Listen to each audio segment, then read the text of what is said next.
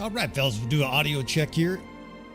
See how we're doing. I am at work. We are going to do a little bit of streaming today. I'm looking to have some fun. We're going to try some difficult challenges here. A lot of these are going to be disaster of war scenarios. And let's do an audio check first to make sure you guys are hearing me. I will look forward over there on the chat, hear you loud and clear. We've got a little bit of background music because, believe it or not, I'm not thrilled about the sound of my own voice. I think that's most people feel that way. You guys should see the menu here. We had some issues last time with the stream. I just want to make sure things are hunky-dory here before I get into it. You know, when you get into a good Bannerlord battle, you don't want to be distracted by shit. And of course, I am at work. I am in charge of a ladder company today. I'm near the end of my career, though. It's a Sunday. We're hoping we can get 2, 3, 4 hours of uninterrupted gameplay. There's a fairly significant chance we get small interruptions. I might even have to pee. I'm an old guy. We're caffeinated. So we will hope for the best here. Prepare for the worst. Of course, if I go, what I'm going to do basically in the chat, just so you guys know from sort of a protocol, is if I know it's going to be a short interruption, I will do something like type in be right back, BRB short, or be right back long. And if I say long, it might be the rest of the day. If we get toned to like a second alarm fire or something like that, there's a fairly significant chance I won't be coming back with the stream. I'm going to try to stream for 2, 3, 4 hours. I'm not an endurance guy. I'm an older guy. I don't know how some of the other YouTube streamers do it, 7, 8 hours, 9 hours. I guess they're younger, right? That might be part of the function. Anyways, so I've got a list. I've got a nice little state-of-the-art crinkled piece of paper in front of me here. Some of these are disaster of war scenarios that I have looked at, and some are not. We are also going to continue to rescue our fella named Malvior. If you guys are not following that series, there's a guy who wrote in from Stockholm, from Sweden, who's having a really hard time with Bannerlord, and he asked for some help. We have righted his campaign, and I believe the first 3 episodes now are on YouTube. What we're going to do is try to invade, and hopefully we can invade like the Northern Empire with that campaign as well. Yeah, I have a separate room. I'll try to read the chat. It's tiny over there, and I just had my first eye check where I no longer had 20/10 vision. It says, do you have a separate PC at work? I actually have a laptop and I have a gaming PC. And when I'm going to stream, I bring both to work, right? Typically, I will bring I will just use the laptop. But when I'm playing at work, I need the big desktop for the powerful system it has. And so I'm looking at both here. I got a screen over on the side. And let's see here. Let's start loading this shit. This says, I got my schedule here. We're going to do, this guy says he has a keep defense. So we're just going to load in here. I don't think we'll have any issues with mods or anything like that. We've got just a few mods. Guys ask a lot, what kind of mods are we using? Well, we're using the immersive battlefield, as you can see from there. We're using the RTS mod with command center, and both are really the angles of approach and stuff like that when it comes to moving troops around the battlefield. Achievements are disabled. I don't think that's a problem here. And I don't have the emails in front of me. It was too much for me to organize. I'm just trying to make sure that I have everything in front of me already here. What I have is a little bit of memory of situations that guys basically wrote in and said, this is my problem. And we're just going to go through one after another. I will glance over at the chat as often as I can. That's a curious one-handed ability right there. Might be, you know, playing a little bit outside the lines. That's all right. This fella here says Mac. Anyways, so he is in a keep. It looks like he's in a castle. This is an Asteroid castle. And he's besieged. But the siege has not started yet, so let me get focused here. Anyways, I will glance over at the chat. Your best place to reach me will be between episodes here. What we're going to do is effectively cover, I've got a list of 6. I don't know if we'll get to all, but I'm going to try to do these 6 disaster of war scenarios today for the stream. It's going to be fun. These are the first time I've ever tried these live, or maybe I tried 1 or 2 before live. This is going to be the first time I'm doing several in a row. And with rare exception here, we're going to do these once, right? Because there's more in line. If you didn't hear, I had almost 65 disaster of war requests within a week. It's been very popular, of course, in addition to war sales. The Disaster of War series has been really fun for me as well to collaborate with you guys and to try on these different campaigns, different scenarios, and try to solve them. Do our best to solve them here. So I don't have this guy's name. We're going to say Halvar here. He's got a very powerful looking warrior, and he's my type of guy, right? This guy's got wildlings. He's got a Botanian army with a bunch of looters. How funny. He's got looters. An elite army with a bunch of looters, and he is in Aserai territory here, and we got to hit this little play button, right? Let's see if there's anything we can do here. He's got his dragon banner he's going on. I always look for banners because a lot of guys don't use banners for these. That's actually a decent banner, typically for keep defense. I recommend your main character decreased melee damage, right? Now this guy doesn't look like he has any banners, and that is a very common thing. Early in a campaign, you may not have banners. It's hard to tell where this guy is in the campaign. It's probably fast mode, right? 1129, he must be moving this campaign right along, and he's got hordes of wealth, and he's got a bunch of looters in this castle. All right, so I didn't hit play yet. Let's go. Let's move this along here. Whoops, we got to hit this button. And we're building catapults. Now, for this city, I do think you want to build... Oh, shit, we got more asteroid forces coming in. I do think you want to... Let's get him married, right? We can just marry this guy's sister off. He'll love that. I do think you want as many catapults built as possible, but we note a common problem here. This guy does not have the engineering skill. And even if he had the engineer who could adjust it so that he gets the fire catapults, you cannot change it in a siege. So that's something just to be mindful of. You fellas, most of you guys, of course, you enthusiasts, have already experienced the fireballs. It's probably one of the single most overpowered portions of the game. It's an extraordinary way to level throwing and athleticism, as we've detailed on the channel.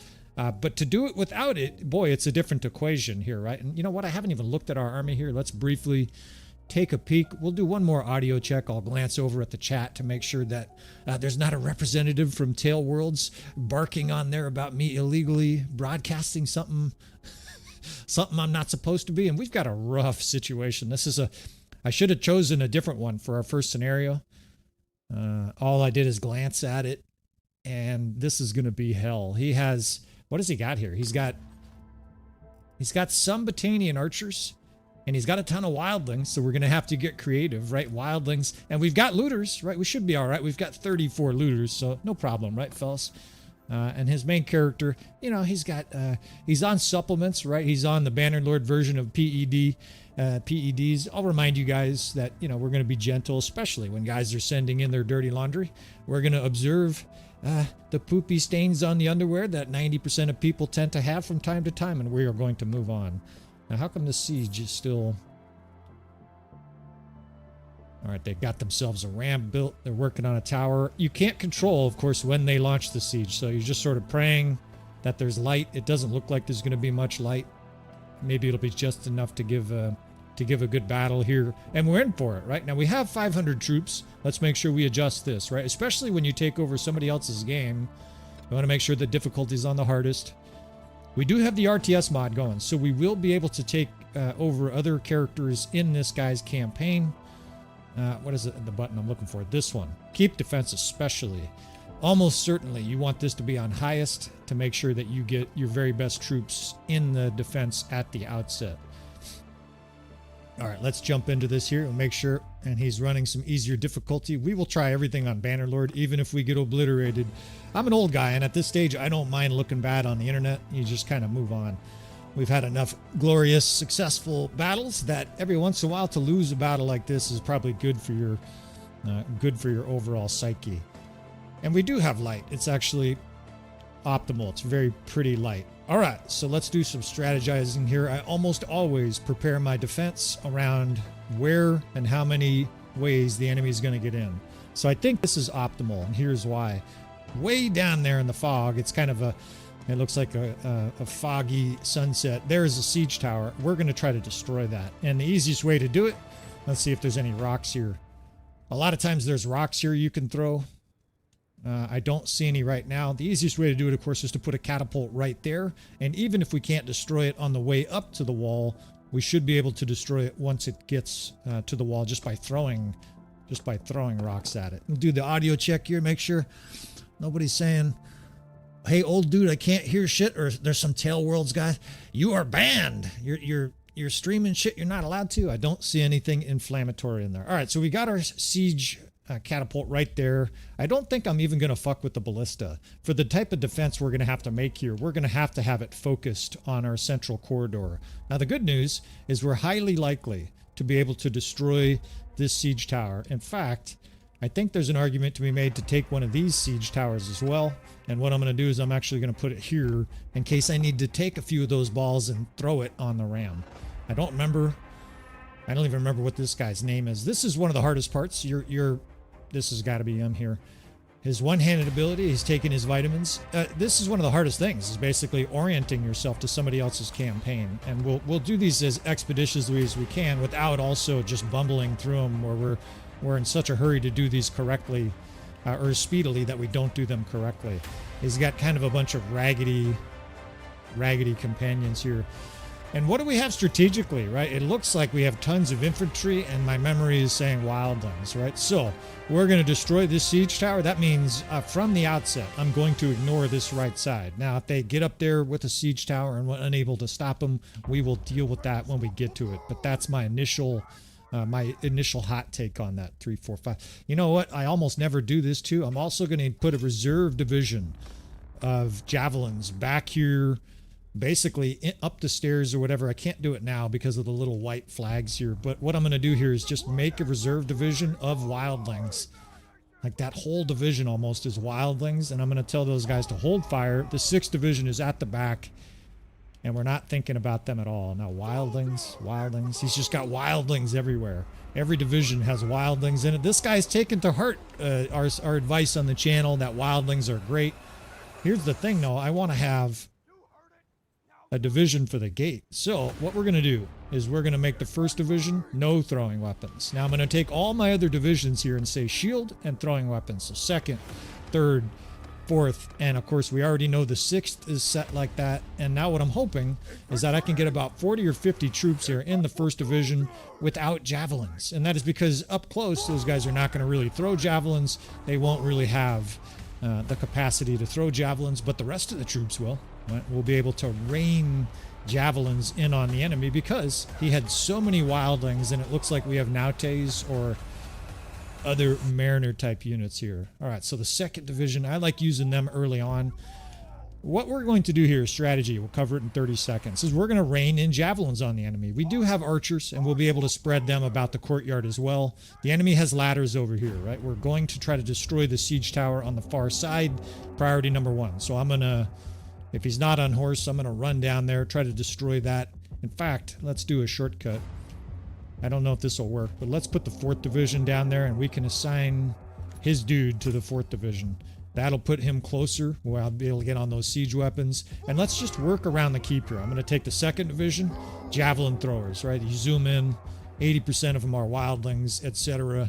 3rd division, probably javelin throwers, right? He's got just tons and tons of javelin throwers right here. Hold fire. You don't want these guys shooting those javelins, throwing those javelins until there's heaps of enemies to kill. You don't want to kill 6 guys at the gate. You basically, almost like a dentist, you want to wait until, what is this, the acerite plaque builds up on our teeth here, and our teeth being the 1st division there at the center, before we unleash a hail of javelins.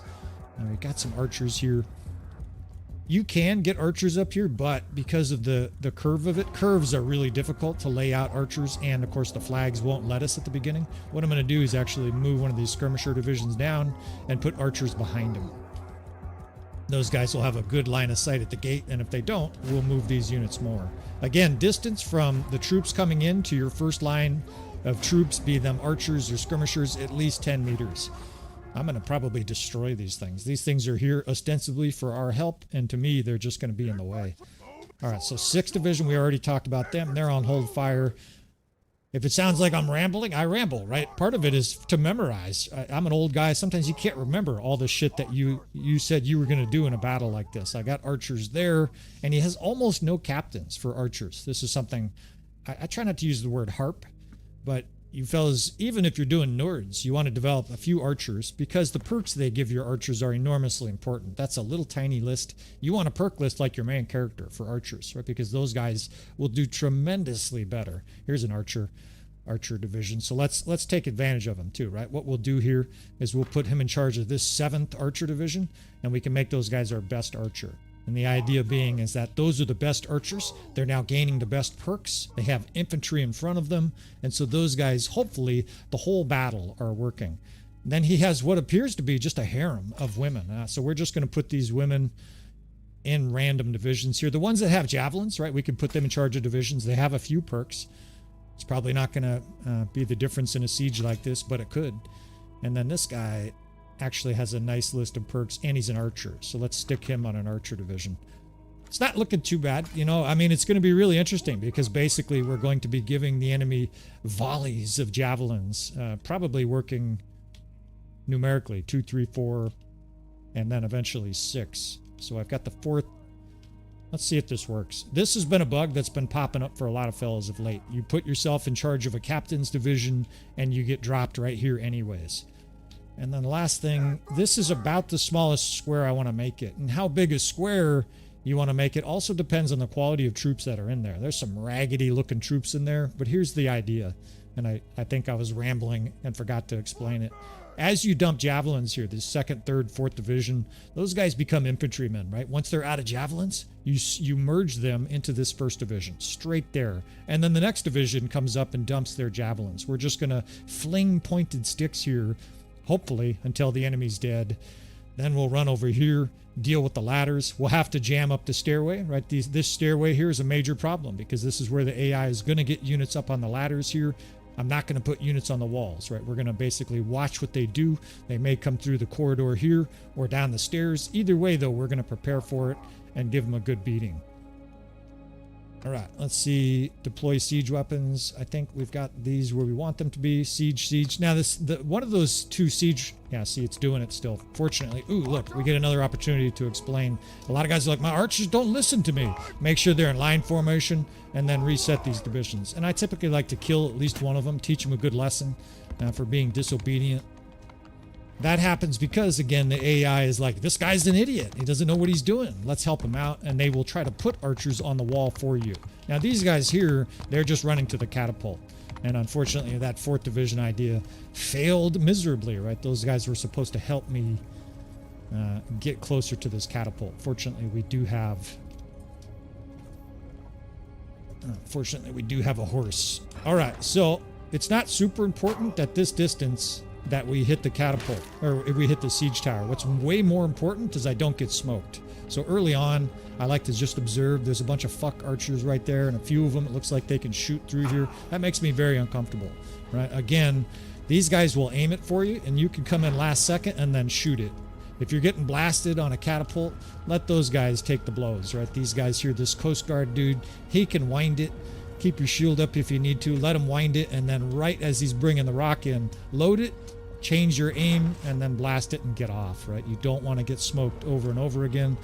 This siege tower is already down to half, so I can just tell you right now, easily, we're going to be able to destroy it. Now, I like to take moments to observe. Are there any archers getting smoked? Are there dipshit archers that are being disobedient still and getting on the wall? No? Okay. Well, we continue then with our siege. Now, there's an argument to be made for not destroying this siege tower, not at least until it gets close. One of the reasons is because we're going to be able to kill a couple dozen troops with these catapults, right? Even when they get close, I can chuck these at them, right? We've got this big pile of them here. I don't think we can reach. Damn, this guy's got really good tricep strength. This is high throwing skill, right? You can lob rocks a long ways, but that also means it's going to be easy for us to destroy this fire catapult. I'm going to be able to just simply throw the fire catapult rocks in there and destroy the siege tower. Now, this is probably going to confuse people. What the hell are you doing right now? Why are you doing that? Because I don't want the enemy to get up on the wall here and destroy all the guys trying to mount and use this catapult. You see how they're just sitting there? That's because they don't have a target. And so they will sit there. That means they won't use these balls. That means by the time that the AI gets to the walls, we're fucked, because your guys will repeatedly try to man the catapult, and they will get killed doing so. Now, it should only be like a couple more throws. This guy's doing major damage just with his throwing ability. That might even do it. All right, so one more, and this is why I put this catapult here. In fact, if we have to, we'll chuck javelins at this thing to destroy it. It's paramount that we destroy this siege tower before it gets to the walls. Incidentally, of course, or not incidentally, that is why, and there goes the siege tower, right, which means the 4th Corps, I can either have them follow me, or you can just sort of triangulate them. We're taking them back to the front of the keep. This catapult now is relatively safe, so we can leave those guys there, even though they're not going to be able to do much, right? Those guys are not going to be real beneficial.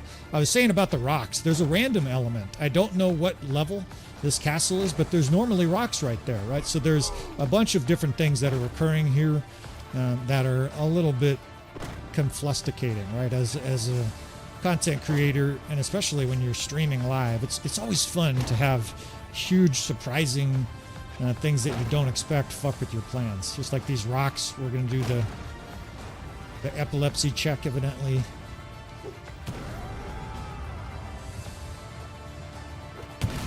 And by the way, of course, if the music is too loud, if anything needs to be adjusted, it'll have to wait to the end of the siege. This is obviously going to be a very difficult siege. Very unlikely we win. In order to win, I'm going to have to focus here. I just can't glance over at the chat. I know some guys, I've seen them, they have the chat up while they play. I think even if I learned how to do that, I would not want to do that because it would be so distracting. It just takes an enormous amount of focus, especially to do tactics on this kind of a level. All right, so the enemy's pouring in, and I'm watching the death span primarily, right? As long as I don't see huge flushes of red, I don't need to make any radical decisions here. You just take a deep breath, and you have some level of faith that the system you built is going to work well. Now, the plaque is starting to build up on the wall there, and presumably it's starting to build up here. So let's use one of these archer divisions, or excuse me, one of these skirmisher divisions, right? This guy's got his own. We got to make sure we don't get smoked. And I'm going to be able to throw an incredible amount of javelins in this battle. Why? Because these guys are dumping a literal store of javelins on the ground here. Target the guys that are coming in. That anybody throwing a javelin, they catch one first. And eventually we'll switch to melee. Now, your division behind here is just dumping javelins, but this is a fucking problem. These things are actually preventing a lot of our skirmishers from throwing their javelins. We'll put them in the line formation. That'll allow them even more line of sight. These little defensive things that are designed to be there to help, ostensibly like a skirmisher stand there. It's, again, more window dressing. It's not very effective as a player. All right, so the square size is absolutely critical. Anything below 20, you should be in a somewhat panic mode. Like, I got to get that square set up better. Right now, I'm starting to get a little uncomfortable feeling in the back of my throat. So, I mentioned it before, this 3rd Division, these guys are almost out of ammo. Let's merge them. Right now, it's at 20. Let's just take half of this 3rd Division and send it in there. Now, some of them still have javelins. That's unfortunate, right? Some of these guys, either they didn't have line of sight or they were being lazy or whatever and didn't throw their javelins. And we kill some of the guys here in the back. And this square needs to be tucked hard to the wall there. You can't... You killed my horse, you bitches! You can't have... it kind of goes without saying, but you can't have... I see you throwing javelins. You can't have the enemy sneaking behind your troops here. All right, let's bring more skirmishers up. This 2nd Division, they're on hold fire, right? So into the mix they come. This 3rd Division is now probably out of javelins, so let's use them over here. I just want this safety valve here. These guys, what they're doing is stacking up troops until they feel like they have enough troops to rush us. So I don't want them to do that. We want to basically prepare for that in advance. I'm also going to move one archer division right here because I think it's best line of sight for this stairway, right? The enemy's going to be coming up that stairway. All right, next line here of javelin throwers. In fact, the more that the enemy builds up there, the more uncomfortable I get, where I'm like, I need to open fire even more here, right? Let's have this. This is the 4th Division. It looks like I had them already throwing their javelins, which is fine, right? On some level, I'll be able to use those guys sooner at the gate. Again, that square, 24 guys on it, it's making me uncomfortable. The enemy's throwing their own javelins, and look at this pile, right? I just got to avoid taking one to the back of the head here. Probably should be sticking to the ones that are more readily available, and you guys probably see the formula for success here. I don't know if we have enough firepower to make this work, but in lieu of archers, what we're basically doing is killing the enemy with javelins. So a javelin to the back of the head for all this Aserai scum.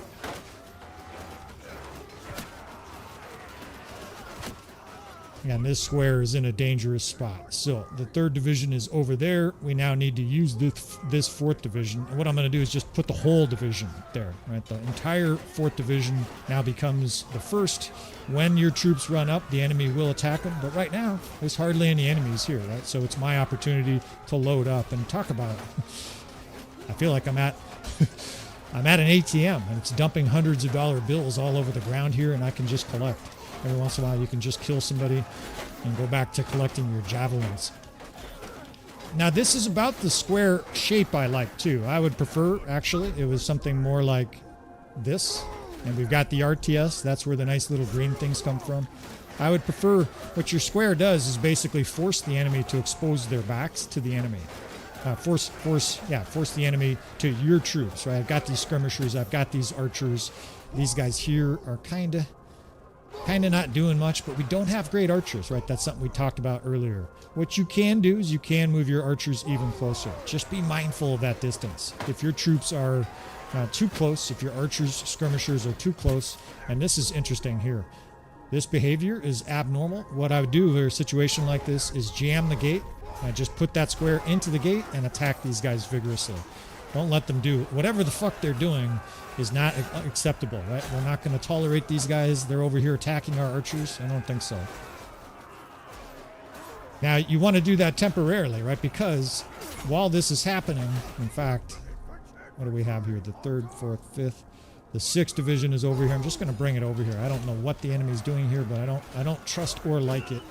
I think they're trying to rally up there. Yeah, the enemy's actually starting to shoot up there. So let's bring the 6th division over, and it's time to bring these guys into the battle. We'll tell them fire, right? And we're just going to add to the blitz here. They've got master archers and whatnot up there trying to shoot at us. Fuck no, right? We need to control this wall. The aforementioned plaque I was talking about in a keep siege like this. We need to get what? An 8-to-1, 7-to-1 kill ratio? We need to get a very high kill ratio to succeed here. Obviously, it precludes it from the enemy from racking up a bunch of kills on the wall. And so 2nd division here, this becomes part of the 1st. So again, nice big square there at the gate. There are archers coming through the gate now too. If you get tons of archers, what you want to do is charge. But a small amount like this, I think it's actually better. And by the way, I'm just charging over there, right? The enemy's trying to come down the stairs. Not about to allow that to happen. If there's tons of archers in the gate like that, I think it's better off. You're better off charging with these troops here, right? Your melee can finally get their whip ass on. You don't want archers shooting your archers. Your precious little archers in here. Speaking of precious little archers, these guys just came in the 5th division.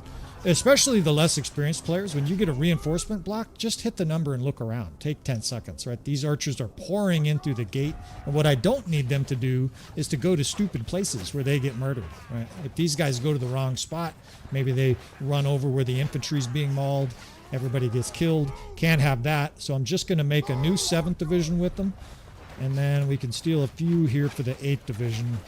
And let's make one more division. I like to have as many angles as possible, so I'm telling myself mentally there's archers now in that 2nd division. Now our units are charging uphill there, and they're starting to suffer losses, sort of inevitable, right? Our javelin throwers here are still working.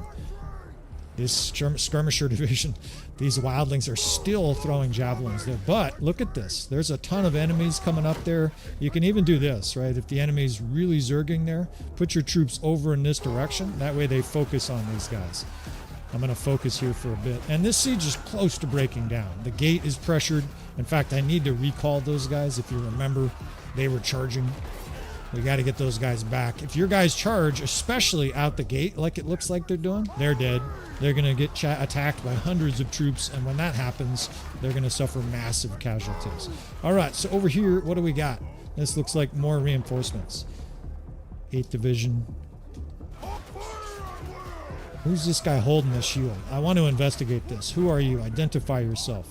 4th Division. All right, so that's beautiful, right? We actually had a bunch of infantry come in. Now they're weak. It's weak as fuck, but it's very timely, right? Because I need units over there. I need units over here. In fact, the 6th Division, I'm just going to straight out charge. Here, these guys get kind of zerged as they move in, right? In fact, who just charged here? Did I charge with everybody? What are you guys doing here? Back up, peasants. This division here, probably too close to the gate, so I'm just going to back them up just a bit. This 7th Division, our best archers, I'm going to move them closer to the problem spot over here. So I'm just dragging them right there. Do a little sword work. This guy had, we'll call it, incredibly elite infantry skills, right, which is sort of translation for maybe he's using the console. That seems likely. We'll use it here a little bit, right? Since he's using it, we're not going to not use his character. We've got him at least. We've got half a health bar. We got to be careful, right? So we'll fight what's in front of us. Try to help our little square here. You get attacked, you just back up into the loving caress of all your archers and skirmishers.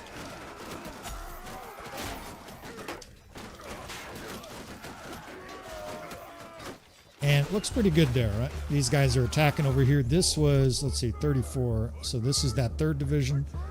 Any javelins in there? Not really. There's a few. Let's put them way up on the wall up there. Right? We need to continue to jam that. Which division is this? This is the 5th? I like this. These guys have a really good angle on the troops coming up. The 7th Division definitely has the gate covered beautifully. We're starting to run low on troops, right? My spidey senses are tingling right now. We're definitely in trouble in this siege. You can see the power bar. I obviously can't remove the power bar for sieges like this. We like to do that for a lot of episodes to make it a little bit more exciting for you fellas, but here I have no capacity to do so.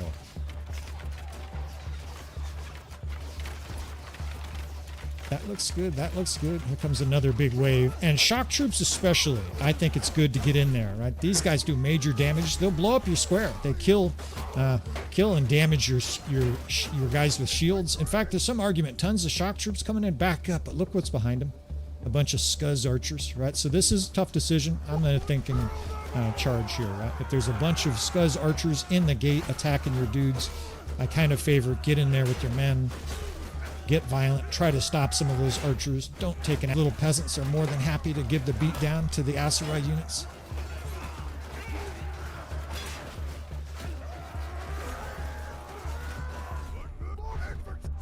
Now we're getting close to the point where I'm going to have to start borrowing archers from some of our squares, right? That's the kind of thing you do only if you're really desperate, right? But we're getting to that stage, right? I'm simply running out of troops. I'm actually going to take this extra 6th Division and put it in the 1st tier because the plaque is really building up, right? We're going to have a root canal here pretty soon if we're not careful. The enemies are really starting to pour through the gate, and frankly, they're overwhelming our archers' capacity to kill them. We don't have great archers here. It's not like we have 100 fiend champions. All of our wildlings are spent, right? All of the ammo from those initial skirmishers has been used. God, he does have a beast character here. I think this guy was smithing, if I remember right. This guy is a smith, so he probably has a custom weapon on top of good athleticism and we'll just call it really good one-handed skills.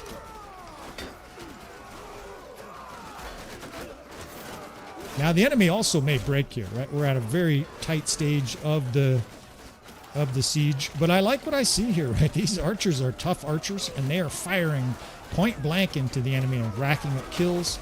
The death spam tells you a lot in a siege like this, right? If it's 10, 12, 15 to 1, doesn't take very long of that before the enemy's like, fuck this job. I can go back to living in my hovel, working all day so somebody else can be rich. I like that plan. It beats having my head caved in. And, you know, it's just sort of rhythmic here. Rhythmic slaughter. I don't know. Are they getting any kills? One here and there, right? Now, this square is paramount. If the square at the gate bursts down, all of these troops just pour into the courtyard. You get a breach. So, we're not far from the point where you say, you know what, archers over here. I got 22 there. I've got 7 archers right here, or excuse me, the 7th Division has 42 archers. You might even take some of these guys. What I'm going to do here is take the worst archers on the field and actually put them in my square. Not because I want them to die, but because we need every single man on the lines here, right? If we're getting enemies tearing up our square and they burst through, we are fucked. This siege is over. That's just the nature of it. And I'm going to have to get a lot more bold here, I think, at the end of this. We're getting desperate. And it looks like so are they. They just fucking hightailed it out of here. So beautiful. We start today with a success and a very difficult siege. I definitely am already pitted out. I'm going to need a fucking full-on shower after today's episode. And a little sigh of relief, right? Sometimes you get online, you get nervous. I still get nervous. I'm an introvert, fellas. If you don't know what that is, and I imagine a quarter of you or more are introvert.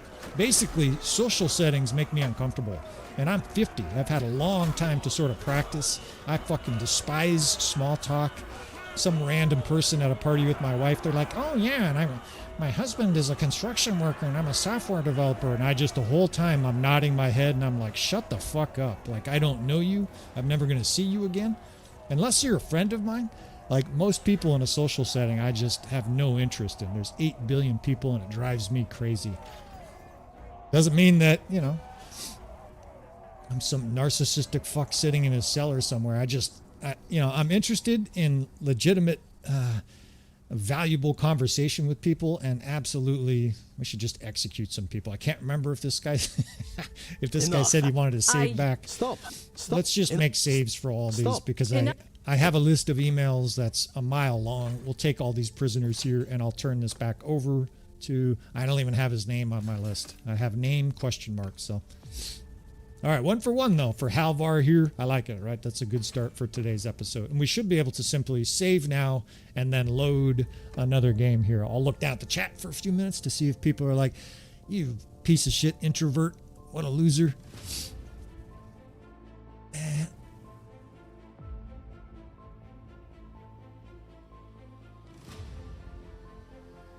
Right on. All right. And again, the sound's okay, right? The music's not too loud. I like to have a little bit of music in the background, but we can't have it obscuring everything, correct? Yeah? All bueno? All right. Okay, I think we saved. We'll just do another one here, and let's load another one. Now, I got a schedule here. This one says Argoron Defense. Oh, God. So another siege. Hopefully you guys don't mind. It looks like 3 of the 6 episodes today are going to be sieges, so that's Bjorn's campaign. We are going to do, by the way, if anybody's curious, we are going to try to help Bjorn. This is the fella who's had some mental health deficiencies of late. We've been trying to help his campaign. We're going to launch an invasion in his campaign and try to take the fight to the enemy. That probably be the last component of today's stream. Of course, again, just to remind people who maybe joined late, I'm on duty. So hard to know what kind of capacity I have here to play and stream for 3 or 4 hours. That's my intent, though. Argoron Defense says Sinner. That must have been this guy's. And thanks again to all you fellas who are bold enough to submit your save game for us to make fun of. Unblockable thrust he's got.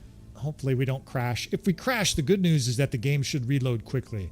Now, the new 1.3.12 version of Bannerlord has a bunch of efficiency things coded in, and it's beautiful, right? Everything from smoother graphics.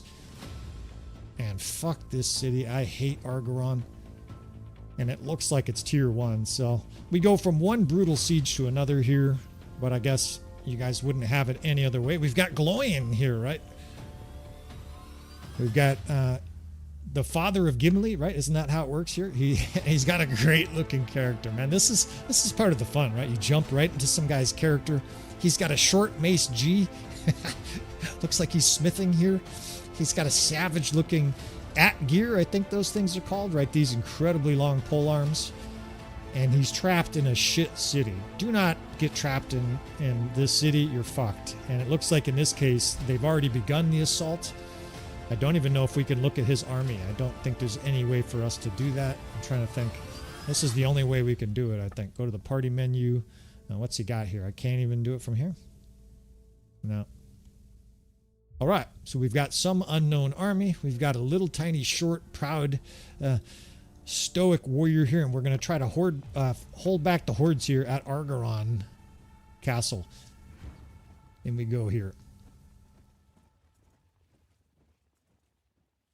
Now, Argoron is one of about a dozen cities in the game that are difficult to defend because the city planner is a pacifist. They're too busy building condos. You know, they got like a housing crisis here. It's a beautiful city. It's got like a big canal. By the way, You can do a secondary defense here, but I think today we'll try a normal defense. This is absolutely one of the most beautiful parts of Bannerlord. You see this ramp? You can actually defend this area. And I'm such a nerd. I've explored most cities. You can get groups in a kill box here and rain down arrows from that stairway. You can actually get archers spread out in sort of a C-shaped formation here, and then jam up this bridge. Right? The game is just fantastic. Obviously you guys know I'm a fan. I've played a lot, but this is just a beautiful game. I mean, I'm like giddy looking around. There's like this huge canal system in the middle of the city.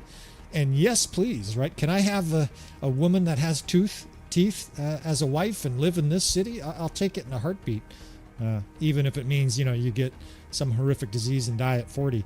It's just a beautiful game, and it's great from a tactician's perspective. You guys can see it's a highly narrow bridge here. Now, if you were a tactician, you would tell these fucks to disable these walls, right? So that your archers could spread out and have line of sight. Anyways, that just gives you a little bit of perspective of the mind of a tactician in a city like this. So this city is shit for the aforementioned buildings, right? Whoever's building this it's in the fucking way. I want to put archers right there. I want to put archers right here, but they decided they needed to build this arch here. And you can do this. You can actually put archers up here. It's really cool, but they're not very effective, right? They kind of get in each other's way. You're much better off putting archers down below. So let's start with siege, as we usually do here. What do they got? They got a siege tower right here. Okay. We're going to try to destroy that. We've got a regular catapult. And ladders over here, right? Yep. So ladders over here, which is probably best, right? If there's a random element to it. If you guys save scum and do a siege over again, we probably won't do that today. But what'll happen is this siege tower will be over there some of the time. And basically, I think this... of the two different, oh boy, my phone here. I'll throw the phone back there. Of the two different places that this siege tower could be, I think this is in the best spot. The reason is because we have two rock catapults. We should be able to destroy that, even though these catapults are probably under fire. They're probably going to get pounded. That said, there's rocks in here too we can throw at it. We're going to be able to destroy that siege tower. What that means is that the enemy will have to gate. And then these ladders over here. Well, ladders are the worst thing for the enemy to climb up. We saw it in the last siege. They stack up here. And what they're trying to do is they're trying to get enough troops to charge down. And if they do get enough, you're in trouble. The other thing they'll do sometimes too is they'll rally a bunch of troops in the gatehouse. By the way, both of those are excellent coding. That's great, right? Because instead of just trickling down 3 at a time where it would be unbelievably easy, it's somewhat dynamic. I think that's a great small thing that Tail Worlds has done with the AI. For as much shit as we give it, there are a bunch of little things like that are pretty well done, I must say. All right, archers. Why do I have 4? Of course, for line of sight, but also in a city like this where there's fucking no line of sight, there's this arch right here. You can't put 40 archers right here, even though I want to. So I'm going to put 8, 10. And because they're close, and because they're going to be shooting, hopefully, the whole battle, I'm going to make these my best archers. Or at least these are going to be some of our best archers. And that is because those guys are going to be shooting very close to the enemy the whole battle, just like putting your best units in the square. You want to put your best foot forward, both in life and in Bannerlord. Square about half covering the gate. That way the enemy can come in, but not pour in. And of course, we could always shove that square all the way in front of the gate. And 45-50 is generally my suggestion for a square. Right, if it's 20, it's going to break down really fast. In fact, in a situation like this, we're counting on, it's not a certainty, but we're counting on destroying that siege tower. I'm just going to put this other infantry division over here. God, we're in bad shape in this battle here. However, I just noticed something. He has the Ulfhednars, right? The Ulfhedin. Ulfhedin, I guess, is plural. Ulfhednars, I was told, is Ulfhednars is singular. What I'm going to do here, shield. Oops, I did this the wrong one. 3rd division, no shield. And then what you're hoping is that your squares can be full of men with shields. Your squares need to be shields. If you put units that don't have shields in your squares, they get obliterated. And man, we got a raggedy. This is probably a no-win, right? Sometimes you just encounter these. And I dig it because if you can win a no-win siege, it feels even better. But 80% of his troops are ragged. Just little infantrymen with torn cloth for armor. But we have a nice little attack dog division here. There are some imposters in there, little peasants with pitchforks, but I also see about 30 badasses. In fact, yeah, here they are. The Skjoldbrustier, right? We're coming out with an inventory guide probably tomorrow. I spent a lot of time on it the last couple days, tons of tests, and it reveals some really interesting things about the units in Bannerlord. Of course, I just gave one away, right? Go recruit more of those Skjoldbrustiers. All right, now I also made the 5th Division shield. What am I doing that for? Why do I care about shields on an archer? Because if your squares start to break down, your archers, whoops, your little bowl cut militia here quivering in the 4th Division. Look at, they're so afraid they're just going to quiver the whole battle. Your 5th Division here with shields in a pinch can be squared and put in place even of the front gate, right? So what I like to do is have a division where it's given shields. Also, of course, in this case, they're Sky God's chosen, right? That means really good damaging units. So we're going to put them close to the enemy so that the enemy stuck here on the wall is getting shot in the face by a bunch of high-end archers. This is his only captain. We have Glowing Sun. So we're starting with about the 2 hardest scenarios. I hope these are the 2 hardest scenarios of the day. We've got a dwarf and quivering infantrymen here against a huge force in a shit castle for defense. What could go wrong? And more archers here. Why archers here? Of course, because the enemy's coming up ladders here. They're going to be piling up troops. Now, the main gate has to have more protection, right? There's these guys. That's it. We have to have some archers there. I have the 5th and 7th. So let's take the 6th and put them here in a line. And they're weak archers, but what we're going to do is concentrate this and see if it works. I'm actually changing my mind. I'm going to borrow the 5th. More accurately, just position the 5th over here. We're going to do a shield wall. This is a nice tip that I talk about all the time. Put them in a shield wall. Just make sure you adjust them once the battle starts. And this distance right here is as close as you can be to having those units basically. And I'm shield walling here if anybody's curious. Sometimes this does work more effectively. I have no archers over here, so we might as well have the shields face this way. This is about as close as you can be to the gate without the enemy attacking these guys or these guys attacking the enemy. Both of those are terrible for us in this situation because what happens is all of a sudden you get a chain reaction. In 10 seconds, your archers attack the enemy here on your square. The enemy here attacking your square says, there's punk-ass archers attacking me. They attack your archers. The next thing you know, you've got a scrum of 50 troops in your courtyard, and all of our strategic decisions, all of this rambling I've made in the last 15 minutes here is for naught because the enemy pours into your keep and it's curtains. Well, we already got one there. I'm going to leave this one here. The reason I'm leaving this one here is if we can't destroy this siege tower with this catapult up here, I'm going to have to run down here, man this catapult, and hope our little dwarf can throw. I'm going to get rid of this too. And throw stones and destroy that siege tower. If that siege tower makes it, this siege is all but over. We're still going to try, but man, are we going to be in bad shape. Now, why don't you put a ballista there? Because it's a level 1 wall. That guy's like 20 feet from the enemy, and they're mangled, right? They're going to get shot to pieces, and each new guy that goes there is just insta-dead. Now, these guys, that's a good square, right? I can't even get by. Now I'm getting smoked. Sometimes you get hit by the trailing fire. You're better off just waiting for those dipshits to go ahead of you. Now, I know nothing about this guy, right? He's got an at-gear here. Give me this. Off my siege tower. And I don't know if this is safe either, right? You can obviously observe. And if you're not getting shot too bad, you just sit on it. But I think we made the tip the last siege. If you're just getting pounded here, especially if javelins are coming, the kind of things that are going to kill you in 2 shots, get off. All right, we're going to have to dial in our aim here. It's a long ways away. And, of course, we'll put this tip in there. That's your distance thing. The thing right above his helmet there. Your distance, of course, left and right is self-explanatory. And you want to watch where the balls hit, right? It's like a golfer. You want to continue to gauge out the distance to the siege tower. Now, it's taken a very circuitous route here. It's going way around. I presume it's coming back to the walls. It's taking an odd route. There must be rocks and shit in the way. But you know what? That siege tower is cooked. It's already at half. I'm feeling optimistic here, right? It's far from a guarantee, kind of like the last siege. It's going to be hard no matter what, right? The enemy's going to pour troops through the gate. We have a bunch of raggedy troops. We don't have skirmishers. Unlike the last siege, it's not like we've got a bunch of elite troops waiting to help us here. But I think we're going to be able to destroy this. One more shot like that. Bang, bang, bang. Okay, it's down. Now, it's not actually down, but the reason I'm leaving here is I want to get down and throw these rocks as soon as possible. This is just, you know, these are gravy opportunities here, both for his character, if we do succeed here, and just generally, right? Look at all these troops piling up here. Now, they're going to come on to that siege tower, but it's going to be brief, right? Because they didn't even make it.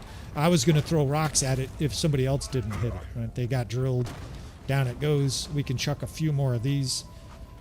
Now, these catapult guys here are getting stacked up. I think some guys, I think you can make an argument to destroy that catapult, right? You literally hit it with your at gear over and over again.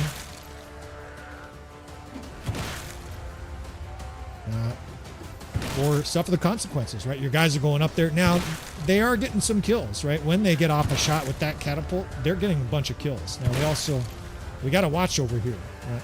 These guys come into this gatehouse. I got to beat feet.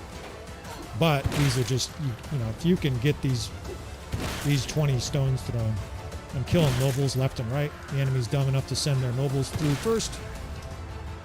And we're through. Now, I already saw a fucking Marine. I don't know if you guys saw him, but I saw him. Motherfucker was loading up over there. Let's see what this guy's got. He's got an at-gear, right? Melted that guy. Something fierce. Now, pain in the fucking ass, right? Marines. Back. We covered this in yesterday's Kingdom episode. They're fucking nasty. That's all there is to it. I hate saying the N-word, but it's possible they may need a little N-word. I'll let you guys use the rest of that word on your own. They're just really, really powerful. Now, the Imperials probably could have used the boost, right? There's some deficiencies. Good job over there, fellas. There's some deficiencies to the Imperials. Now, when this is happening here, oh, and I forgot all about you, fellas. It's actually advantageous here. These are the guys in a shield wall here. Now, this poor archer division is getting the smoke. Okay, so these guys here, let's see, what division are you guys? Or what division were you guys? Let's move them over. Part of the reason the enemy is getting through is I forgot to put these guys in line formation. They're holding their line formation, right? You want to do line and then shoot, mofos. Start shooting. The reason they're not shooting is because of all these fucking naute, right? So just like archers in your gatehouse, fuck you guys, right? Charge them. Can't have those guys just dumping tons of javelins into your archers here. Now, how come you guys are not shooting? Do your job. Don't make me start killing you guys. We're still getting hit with javelins, like they're throwing it over the head of our infantry here. Now, this is very, very temporary, right? Even though this is good infantry and they'll work some of those guys. Mentioned it before, you're just never going to get a 5 to 6 to 1 kill ratio like that. This looks good, right? This looks like a slaughter pen. Even with little bootlicker militia here, literally like 90% of them have no armor. The archers are going to do the work there. And this is a real problem, the fact that they're bringing in nautes. In fact, I think I'm going to move this archer division back even further. We can't have all our best archers smoked because the enemy has a whole bunch of nautes here smoking us. This poor guy here has got one right in his arm. I don't know what to tell you, man. Now, you can move them back, right? They'll be less vulnerable because it's further away, right? The nautes can't throw a javelin 50 meters. They still might be able to hit that guy, though. And the damage is, it's profound. Now, here they come. They're pouring in the city. They're probably trying to get to the rest of their troops here to rally, and we're not about to let them do that shit, right? Fuck no. Show me your hall pass. That's exactly what they're trying to do. These little fucks are trying to get to the rest of their mates on the wall. I don't think so. There's a couple guys here that are sneaking their way up. No.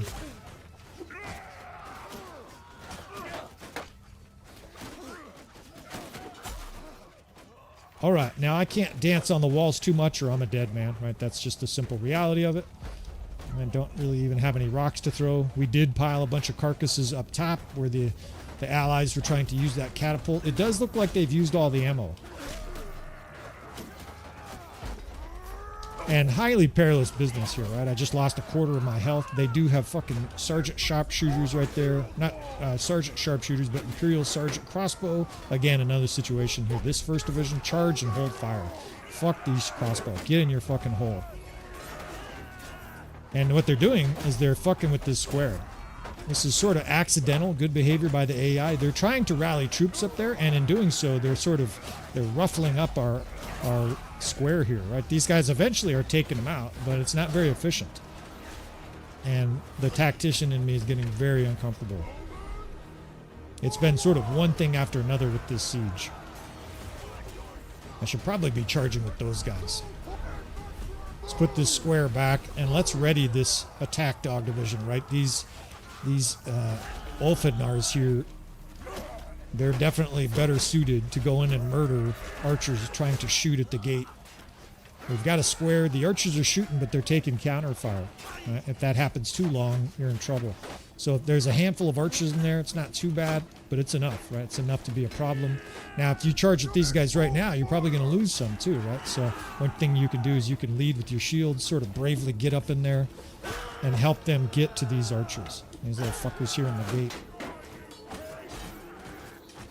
And those Ulfhedin. They do have, you know, they're wearing a fucking dead animal. But man, do they rake archers, right? It's one shot, almost everything. But don't let them go out. Right? They're kind of jammed up in the gate killing archers. If you see a bunch of dead Ulfhednars all of a sudden, it's your fault. The enemy archers will scorch those guys. All right, let's start moving through this a little quicker. I'm feeling a little bit better the longer this goes on. We're going to start using his big long weapon here. It's a savage weapon. And I love it, dude. He's got this little short dwarf looking fella. It's pretty cool. By the way, fellas, of course, I'm probably more excited about it than anybody else. I don't want to call it the Lord of the Rings because there's all kinds of trademark. People start freaking out. You can't use that name. It's basically a Lord of the Rings mod, right, for Bannerlord. That is what I'm most eager about in the next year, right? We're going to be doing lots of other projects. I might even do other playthroughs. But the Lord of the Rings has been something that I've loved since I was a kid. And they are building, it's hard to describe how incredible it is. Basically, think of the mod Shokuho, how great the Shokuho mod is. And this is significantly better than that, or significantly more polished and labor intensive. Now, I don't mean to denigrate the guys that made Shokuho. The Shokuho mod is actually great. Let's bring these Ulfhedins in again. Look at these archers here. Have a wolf head in your face, dude. Those guys are going to have fun with the Ulfhednars here. They're sneaking through the back door. Let's send both those archer divisions. But the Lord of the Ring mods looks like there's, I don't know, 50 or... It's hard for me to know, but there's a lot of mod makers that are working on it collaboratively, and it looks incredible. If you guys haven't seen it, I don't know the guy at all, but Jackie Fish is doing regular content on the I can't remember what it's called, Tale of Age of Men or something to that effect. If you just type in, you know, into Google something like Lord of the Rings mod Bannerlord, it's going to come up, right? It's the mod for it, and they're spending an incredible amount of time with everything to the lore and detail of the armor and stuff like that, all the way to extensive custom combat scenes where there's going to be, you know, you're going to be able to defend the actual Helm's Deep and stuff like that. It just looks amazing, and I am super excited to delve into that. Right? The probability of an epic campaign with that is high. Obviously, there's going to be other mods that we'll use with it, but super excited. Yeah, you little fucker. I see you coming for me. Eat a bunch of militia arrows, you bitch.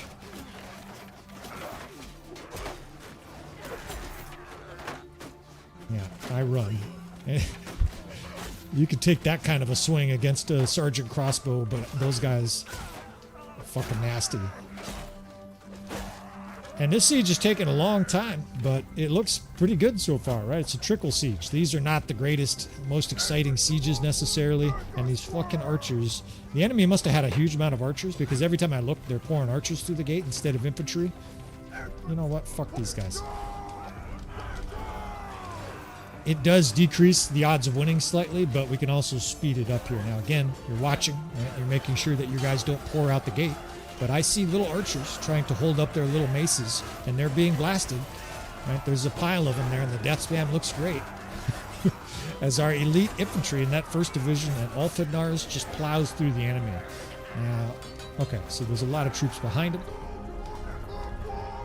So we'll continue to try to use the RTS mod, speed this along, but a trickle siege is basically one where the enemy is being very methodical. It's intelligent by them, right? They're going to cause the greatest amount of losses that way. In fact, we suffer a lot just pulling back there. Oh, fucking lord.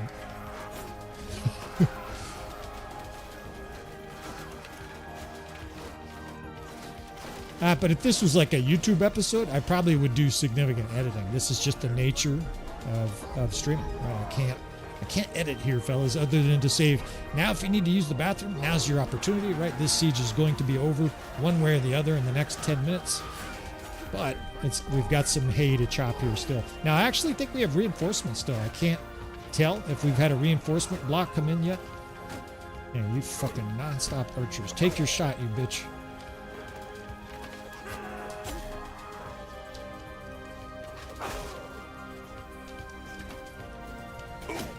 Oh shit, well, and that's the last thing we needed. Well, I guess we could show a corrective, hopefully a corrective stage. It went immediately into the... Alright, we gotta slow this down here. It went immediately into the RTS mod and just fast forwarded like as quickly as it could. It's almost like the AI tries to kill you in this kind of situation. So the first thing, square at the gate. Square over here where they're coming down, and then reset your archers. I'm actually fine with this happening because this is going to happen to some of you fellas, especially if you're using mods. Look at it, put the archers in a square. Or your character gets killed in a situation like this. How do you recover quickly? It's not too hard once you do it a few times, right? You quickly break up your units. F3, F5 is the command for that on the PC.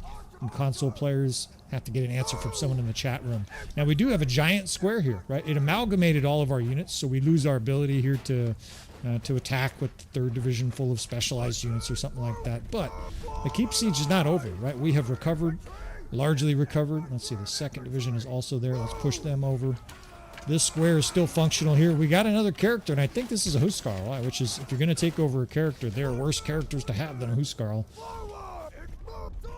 And partly what's happening here is I feel the time pressure, right? I didn't want to spend an hour on one siege, a trickle siege. They're not the most thrilling. And at the same time, you know, you hate to lose it because you're in a hurry. The enemy has a huge amount of archers, and it does highlight one of the weaknesses of this strategy, or more particularly this type of a keep siege, right? The enemy has the ability to get archers in that gate and scorch you. Let's pull these guys back. None of these little shoeless Joe guys can shoot. There we go. Get him, militia. This guy, I love how they close an eye. He's like, I see him. There's an enemy on the wall. You scum sons of bitches. He frowns and is like, I see him. Those little touches I love about the game. All right, let's get the 6th right here. But archers coming through is a bigger problem than infantry. Infantry generally come in and get smoked. And it's a bigger problem here especially, of course, because of the lack of courtyard space. If this was Veron Castle and they were archers, they'd be getting immolated in huge numbers. The enemy would have to pour in through a gatehouse the entire time exposed to our archers, and they would just get insta-killed. They would barely even be able to knock their bow. And these guys here, meanwhile, are picking off our little militia there, right? Shooting them around the corner. And it obviously slows the siege. What you can do is you can move these guys. I don't even know who's where now. We can move these guys, but then the archers start shooting your infantry around the corner there, right? So you're sort of caught in a pickle in a situation like this. In fact, they're just shooting right into those little bowl cut fuckers. Let's just do this. Lots of archers. This is fine, right? Because they're forced to come in and then they get smoked. It's just like a reverse slope decline. Just through a door. Oh, punk motherfucker. I'm fight you guys at maximum speed. Now, I can tell you the other thing that's happening here. There's 200 troops, maybe more, piled up on these ladders over here. The AI will do this if there's a large portion of your defenders on this side of the keep and they're suffering high casualties coming through the gate. It basically does an equation. The AI is like, well, we can't come through the gate. Let's attack where it makes more sense. Every once in a while, maybe they'll try to, send a bunch of guys through the gate. But for the most part, they're content going up the siege ladders. And of course, you can see what's happening there. They're just getting smoked. There's a nice little peasant brigade pouring in.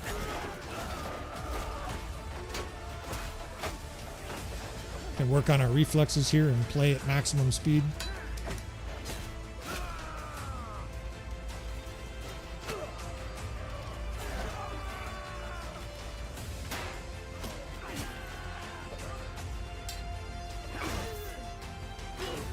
I think most people can see at this stage, this keep siege is ours as long as we're patient enough, right? This enemy force is going to rout. It's got very low-level troops.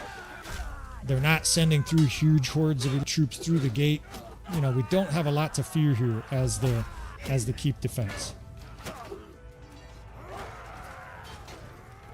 But it also might take a while. Now, those troops look like they're moving over. See how that number is moving our direction here? They might be moving troops our direction. Or they're routing. Let's fly around with the RTS mod. I've been on this keep siege for like a half hour. They're thinking about it, and this is part of the problem. They have tons of archers. So the AI is like, I need line of sight. I've got all these archers. I'm trying to put them to use, and it can't find anywhere to put those guys to use, right? Now, if we charge out, we're going to get smoked, right? We're going to suffer huge losses to all these archers. The AI may have more reinforcements behind that, right? So let's just run it like this. And we can just do a sally attempt here. In fact, I'm going to look over. You guys better vote fast. Who's up for a sally attempt here? A crazy infantry charge? Should we just barrel after him here? I'm kind of eager to do it. What do we got here? We got the 5th Division. Let's do it. What do we got here? 4th Division, 3rd Division. This 1st is there. The 1st has got some good troops to it. What division is this?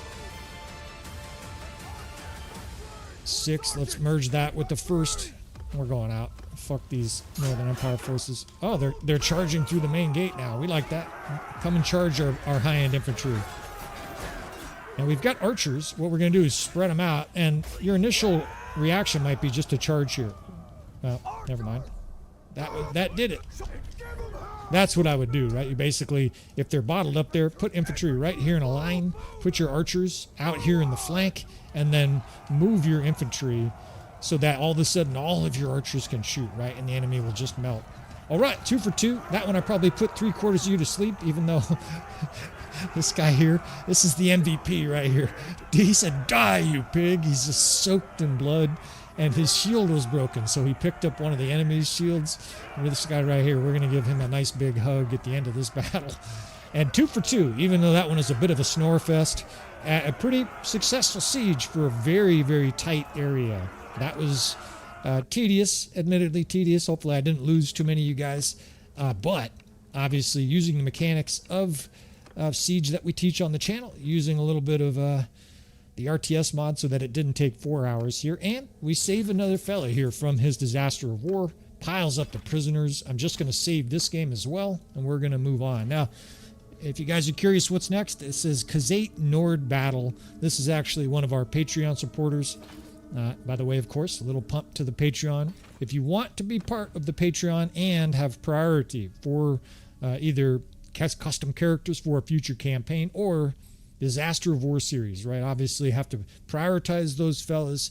Our Patreon should be listed in, if not the video description for this link, one of the video descriptions. So 67 troops is all we have left, but that'll work, right? And all you guys are out there, 6 and 7, 6 and 7. You guys are doing all your conspiracy shit. All right, let's see here. It says Scott. Scott is in here somewhere. Right here. Shit, I hope we didn't lose it. Oh, here it is. Scott autosaving. You know, apologies if your name is on here and you're like, I don't want my name shown. These are all the save games that I'm working on, right? Some of these we've already solved. Some of these are future episodes that are not part of the channel yet. And obviously, what I do is I just take your save game. It's amazing. I can just drop it right into my Bannerlord file and jump into your world here, right? So we're going to jump into Scott. Again, this is one of our supporters, new in the game. Nothing here that's going to alter things too much. Check out the chat real quick.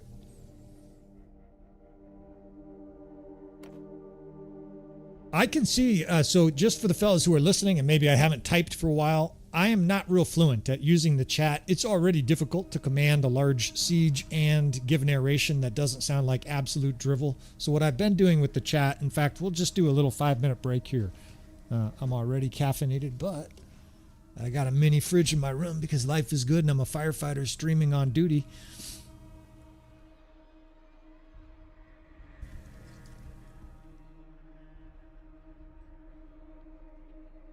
All right, brothers. Well, I appreciate the kind words. It is a little tedious to me, and of course, I'm aware of that, right? Everybody's experience is new. For somebody who's never seen Advanced Siege and Bannerlord, they're probably like, what the fuck did I just see?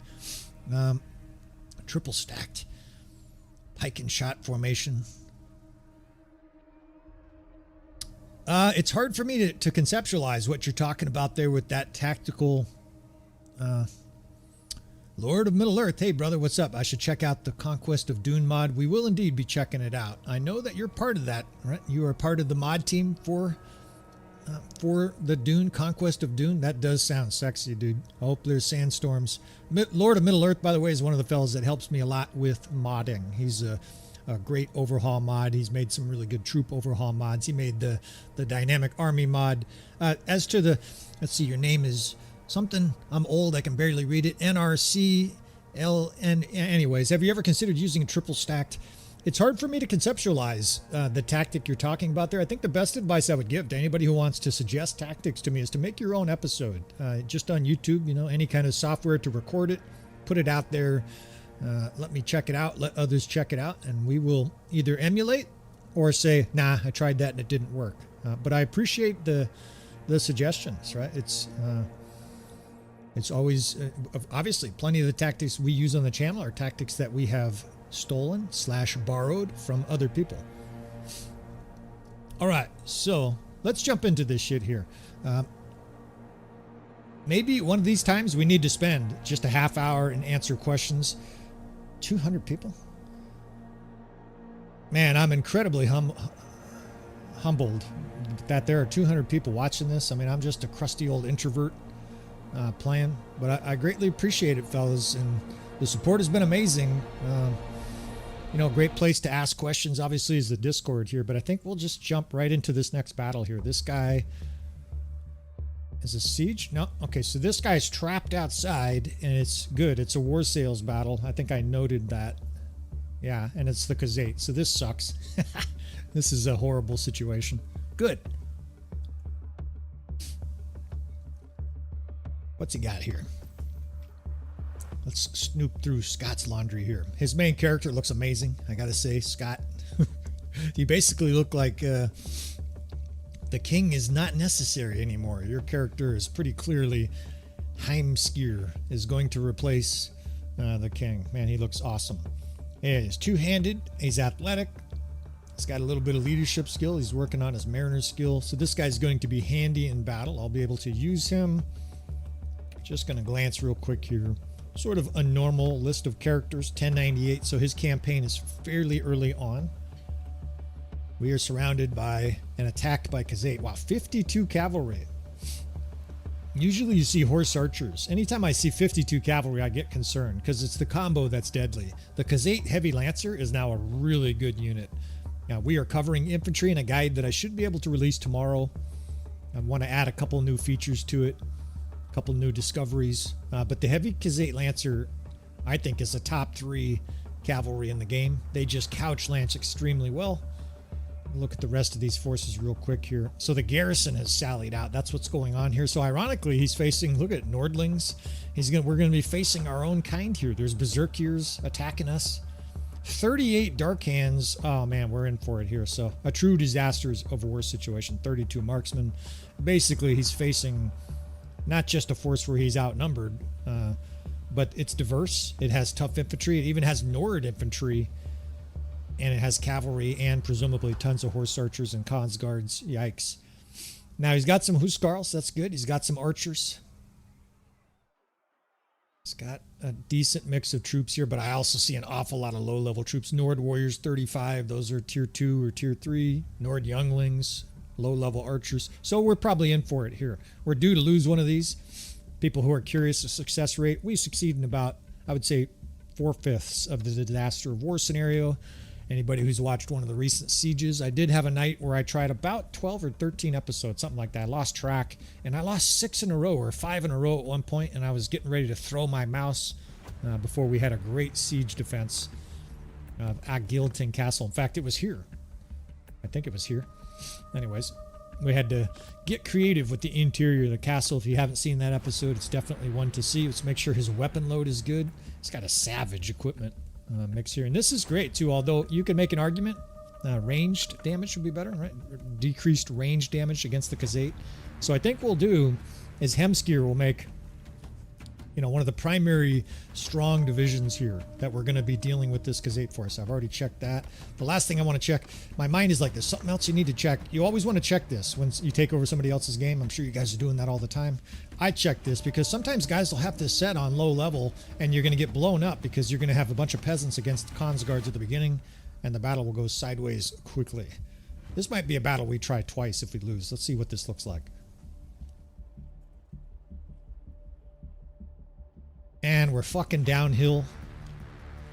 Scott, brother, you're screwing me here. And of course, we like it, right? We want difficult challenges. You guys aren't here to watch someone with 1,200 troops beat on a force of 400 Khuzait. You guys are here to see difficult battles and see if an advanced tactical approach can lead to success.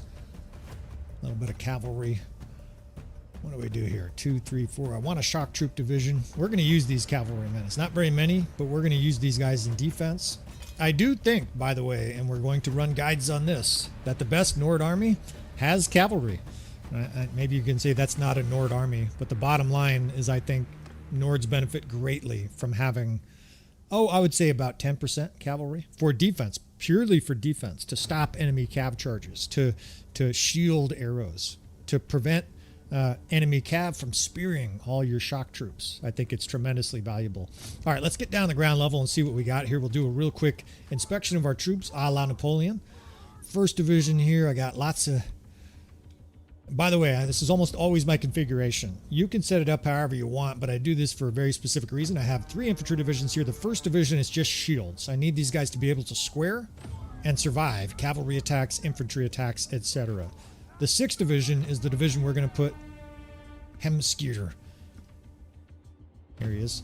He's got the king's helmet. He looks like the character straight off the trailer. Sure that's intentional. To hell with that king. So we give him our best troops and skirmishers. This is going to be an attack dog division. We're going to use this as our vanguard. We're going to use this to try and trap and destroy Khuzait. And then the 3rd division, I don't select anything here, and that is so you get 60 to 80% or 100% shock troops. So we have a lot of shock troops in this army, and they're great shock troops. So this gives me some hope that we maybe have a chance. The problem is these guys are really hard to use against an enemy that runs away on foot, right? Or runs away on horse, right? So what I typically like to do with shock troops is put them towards the back of our formations. You don't want them getting shot early on. And then as the enemy approaches, try to suss out where their Khans guards, where their horse archers are going. See if you can intercept them. And if you can't, try to protect this 3rd corps until you can. I know that's a lot to digest. And we've got to spend a minute here, get some companions sorted out. Doesn't he have like, he has like 3 panels here. Just going to look real quick here for characters that'll help us. We need some good banners here to win this kind of a battle. Decreased charge damage. Now look at that list of perks, right? That's nice. You know what that's really good for? Decreased charge damage. Either that 1st division or that 3rd division, right? Your 3rd division here full of shock troops is going to get charged. It's going to have a bunch of those heavy lancers up their ass. This will really help. Now I'm also looking for the little pointy things. Lots of Nord units have the javelins. Their lords have javelins. I'm going to stick a lot of them into Hemskyr's division. That way they're amplifying all the skirmishers. In fact, I'm literally just... You got, that looks like a javelin maybe in the corner there. And now we just want a 1st division captain. Similarly, right? They need to be good stats, a nice long list of perks like that, right? That's sexy. This is actually, you know who this guy is? This is your third division leader. Why? Increased morale shock. We want our 3rd division to terrify the enemy into routing, right? So with that giant list of perks, increased morale shock, what that means is basically when those guys kill, it terrifies the enemy and it makes them want to leave the battlefield. We like that. We like terrified enemies. All right, we need a cavalry captain, but we don't have anything like that. Let's just... Anybody here? And then the rest of these units, I have no idea what they're good for or what they're capable of. You can kind of see an axe here and there. I'm just going to shove them into divisions.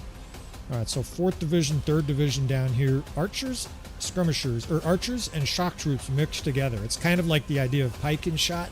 If cavalry run up here to attack your archers, at least they have to deal with an Ulfhednar or something like that, right? It's not an optimal situation because both of those units still get killed by charging heavy cavalry. But I think that's better And you know what? Let's bracket our archers too. I think that's better than not having them together. And critically, of course, you want to keep your shock troops.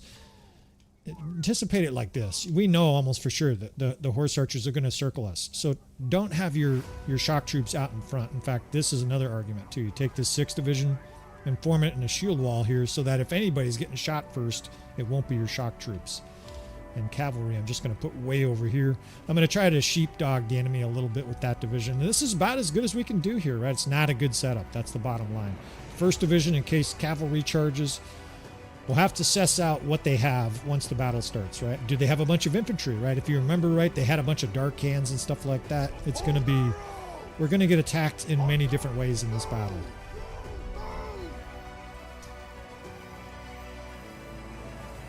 Now our archers here are going to be infantry. That's just the nature of it, right? Nord archers very quickly become infantry. Horse archers here, these almost worthless. What are they? Sword sisters? You know how we can use them? I'm going to use them. That's already the horse archers coming up. Let's give this square a little bit of protection. We're going to take these ladies' horses. This is how we treat women in our army. Get off your horses, lady. All right, we're getting shelled already. The press is on. That sucks, right? Horse archers a plume. 180 horse archers. They've got infantry on top of that. This sucks. The bottom line is we're in for it here. We don't have enough archers. You guys out there running a Nord campaign, you're having a hard time with Khuzait. Go get yourself an additional 20% archers. I think 40 to 50% is optimal. Now that cav division that's over there, I'm going to bring it right into the Kongsguards, right into the horse archers mix here. And that is because I'm concerned that these horse archers are just going to pick us apart, right? So any cavalry we can send in there. What is this? Changing everything. We're just going to have to let those guys do the best they can. The horse archers are kind of shooting and pecking at our troops over there. The enemy's bringing in infantry, almost like a vanguard here. And it's in a weird long line. I don't know if you guys can see it. I'm going to bring our shock troop divisions up here too. What I'm doing here is basically ignoring the Kongsguards to our own peril. Their archers here are just pounding this square, and this is probably a no-win situation.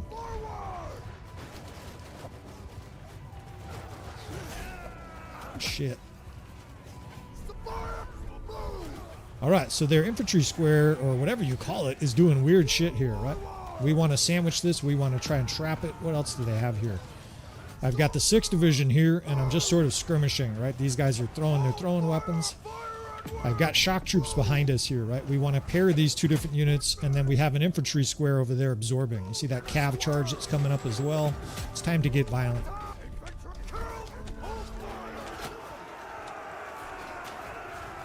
Now we have Ulfanar and Skaldbrstir behind our best. Behind our best Huskarls. It's basically the best possibility, at least we have in the center here, for breaking the enemy vanguard. It looks like a potent vanguard, though. There's dark hands everywhere. And they're not Nords, but they'll kill your Nords.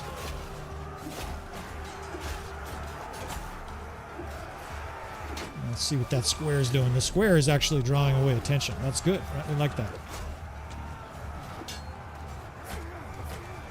This little traitor here.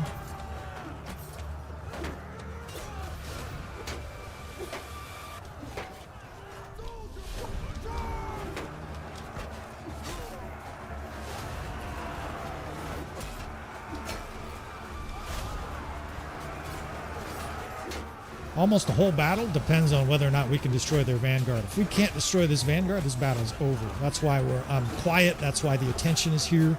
They got cavalry up here mixing with it as well. All this time, too, they're peppering us with archers. And horse archers are running through. We're getting couch-lanced. Little fuckers. All right, reinforcements. Let's get them over here. They got horse archers just going crazy through the battlefield. Now, when you get archers and reinforcements like this, tell them to spread and charge. You don't want them moving. That's the absolute worst thing that can happen because, of course, they will get run over by horses. They will get shot. They will get stabbed. You want those guys instantly charging. And you're like, you're F1, F3 monkey. The key is very temporary. You want those guys standing still, shooting. If they're moving, and presumably they're moving to whatever division was there before, those guys are getting killed, right? They're getting trampled. Where's their horse archers? So it's still kind of a threat here. Now our guys are running off into the forest. Clearly a situation I need to call everybody to me and say, get over here. Where's the 2nd Division? Way over in the trees. We're kind of strewn about here. It's a bad situation. So I'm just going to try to recoil our troops, pull them back here. Recall is a better word for it. Meanwhile, we're being peppered. I don't know if you can see it. Khan's guards through the forest. So take your archers and point it at their horses. I want these archers shooting at the fucking Khan's guards. Their 2nd Division is in there also attack, right? You want your guys going to work on the Khan's guards. The only threat right now that we have is Khan's guards. So we want to deal with it. Where's this guy's long axe? I hate exposing my face. Sometimes you got to risk, though, to win. So we have focused fire, right? We've got some infantry chasing them. They're being shot. They don't like it. They're not having a good time with it. And the rest of their troops haven't caught up to us yet, right? So we're focusing on the primary threat, right? The rest of their troops are a threat, but they're not quite here yet, right? Use this time wisely. You got 20, 30 seconds to kill before... Oh, shit, we almost got smoked there. Before the next wave is on. Now, what do we have here? Archers, archers. See, the archers are way towards the front. At least put some shields out in front of them here. Are there any archers over here? The 5th Corps is near me. The reason I'm taking these guys is because I want a little bit of a flanking angle on the enemy. I'm also aware of this cavalry division. I don't know if you guys can see it up there. I want a square over here to help. In fact, what do we have here? 2. Let's fatten some divisions here. The 2nd Division can join the shield wall lines, right? What I want basically is just a whole bunch of lines. I don't know if these guys have shields yet. I'm assuming. We're hoping, right? If your infantry here doesn't have shields, we're in trouble. Because the enemy certainly has a lot of archers left. Now this archer division, I'm trying to get some good angles on the enemy, but in order to make sure they don't get mangled by that heavy cavalry charge, I'm pushing squares in that direction. I also want this 6th Division over here, right? Because eventually, I think we'll make an offensive assault on the enemy forces. There's no horse archers behind us, right? We've got, what do we got? We got 2 cavalry here. They're of no use. Now, the one great advantage your archers being charged here is that they're making sure they have line of sight. Every guy will push forward. They will eventually find a target, right? Archers on charge do charge the enemy, but one of the big advantages, of course, is if they can't see, they'll move forward until they can't see. Now here, I'm exposing the enemy to archers, right? I'm charging, we're moving our infantry to the side, and we're also trying to turn the enemy's flank. I've got this 6th Division with 300 arrows in every shield. It looks beautiful. We're trying to gain a little bit of a flanking angle for some of these skirmishers. 2nd Division got charged, but they were ready for it. Does this guy have any throwing weapons? Kill some of these archers at range.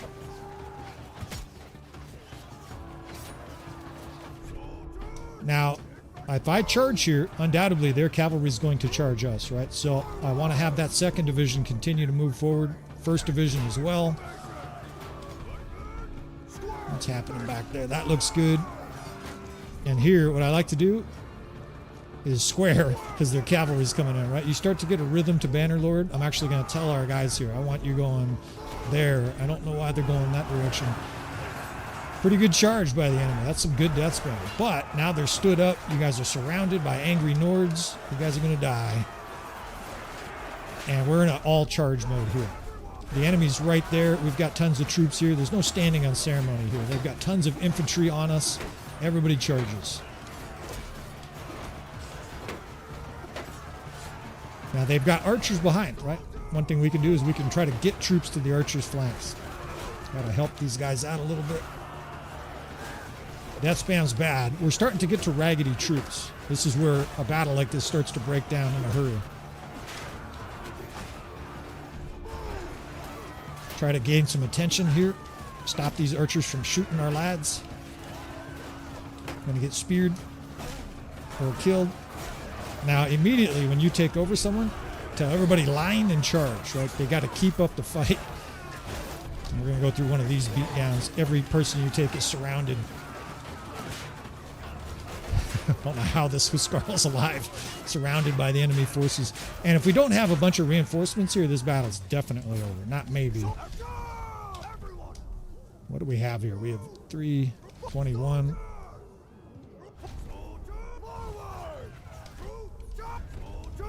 See if we can even get any of these archers cleared. Probably not.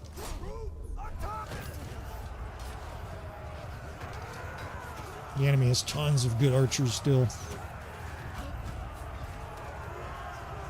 And we don't. We've got a bunch of little Nordlings here charging forward. So we may do a poll here at the end of this battle, because this battle is all but over. We're getting cooked. Whether or not you guys want me to see, let me try this again. My gut says we cannot win this battle. It doesn't mean we can't, but that's just my gut feeling. There are some battles, obviously, where you can't win. I've tried battles a dozen times before, right? If I got a really interesting scenario and I'm losing by 50, there are just some things you can't win. It doesn't matter. Or at least I couldn't win. Doesn't mean you couldn't. I got no shield here. Units are strewn all about. Sometimes when your units are strewn all about like this, you just tell all your infantry, I want you to go here. Now, some will run backwards to get to that location, and that's bad, right? Because they're going to get attacked from behind. But at least your infantry concentrate. What are our archers all dead already?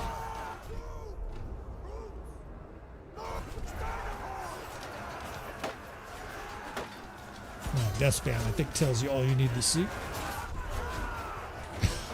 I got to recruit. And when you charge and your troops go backwards because the enemy's barreling through with better troops, yeah, you're in trouble. You guys are like, I don't need to see this. I can get routed in my game, dude.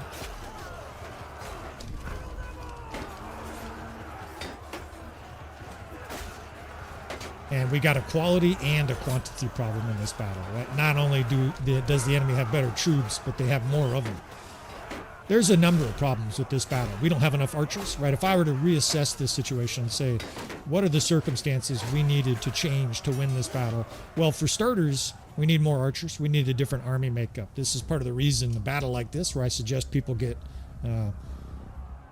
40%, I think is a good archer amount for most Nord battles. Obviously, we have a quality problem, too. There's a whole lot of Nordlings that are at war here. Being downhill, it makes it even worse, right?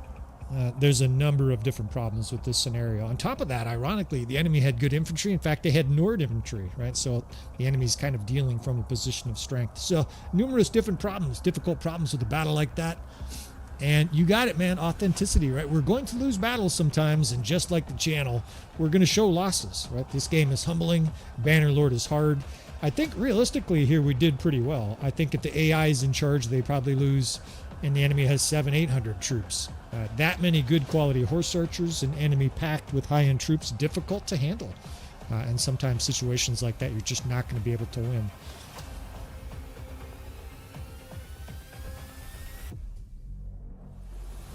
Hey, there he is, Scotty. Well, I better not call you Scott. You're not my brother yet. We'll call you Scott. Scott H. I appreciate you coming, brother. I appreciate you sharing this save game with us. You shared a disaster with us, man. Terrible player. Nah, I'm kidding. Obviously, we weren't able to succeed. In fact, we got our asses handed to us pretty thoroughly here. But this is going to happen. This is part of the Disaster of War series. I'm going to move on. I think we're 2 hours into this stream so far. Maybe if I'm still going strong at the end of this, we'll give it another shot, especially if enough people want to see it. I've got the next one. We're going to help Mr. Bjorn here. His name's actually Malvior.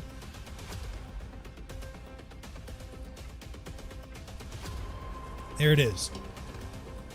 All right, this guy, 30-second background again. This is a guy who wrote in for a Disaster of War series.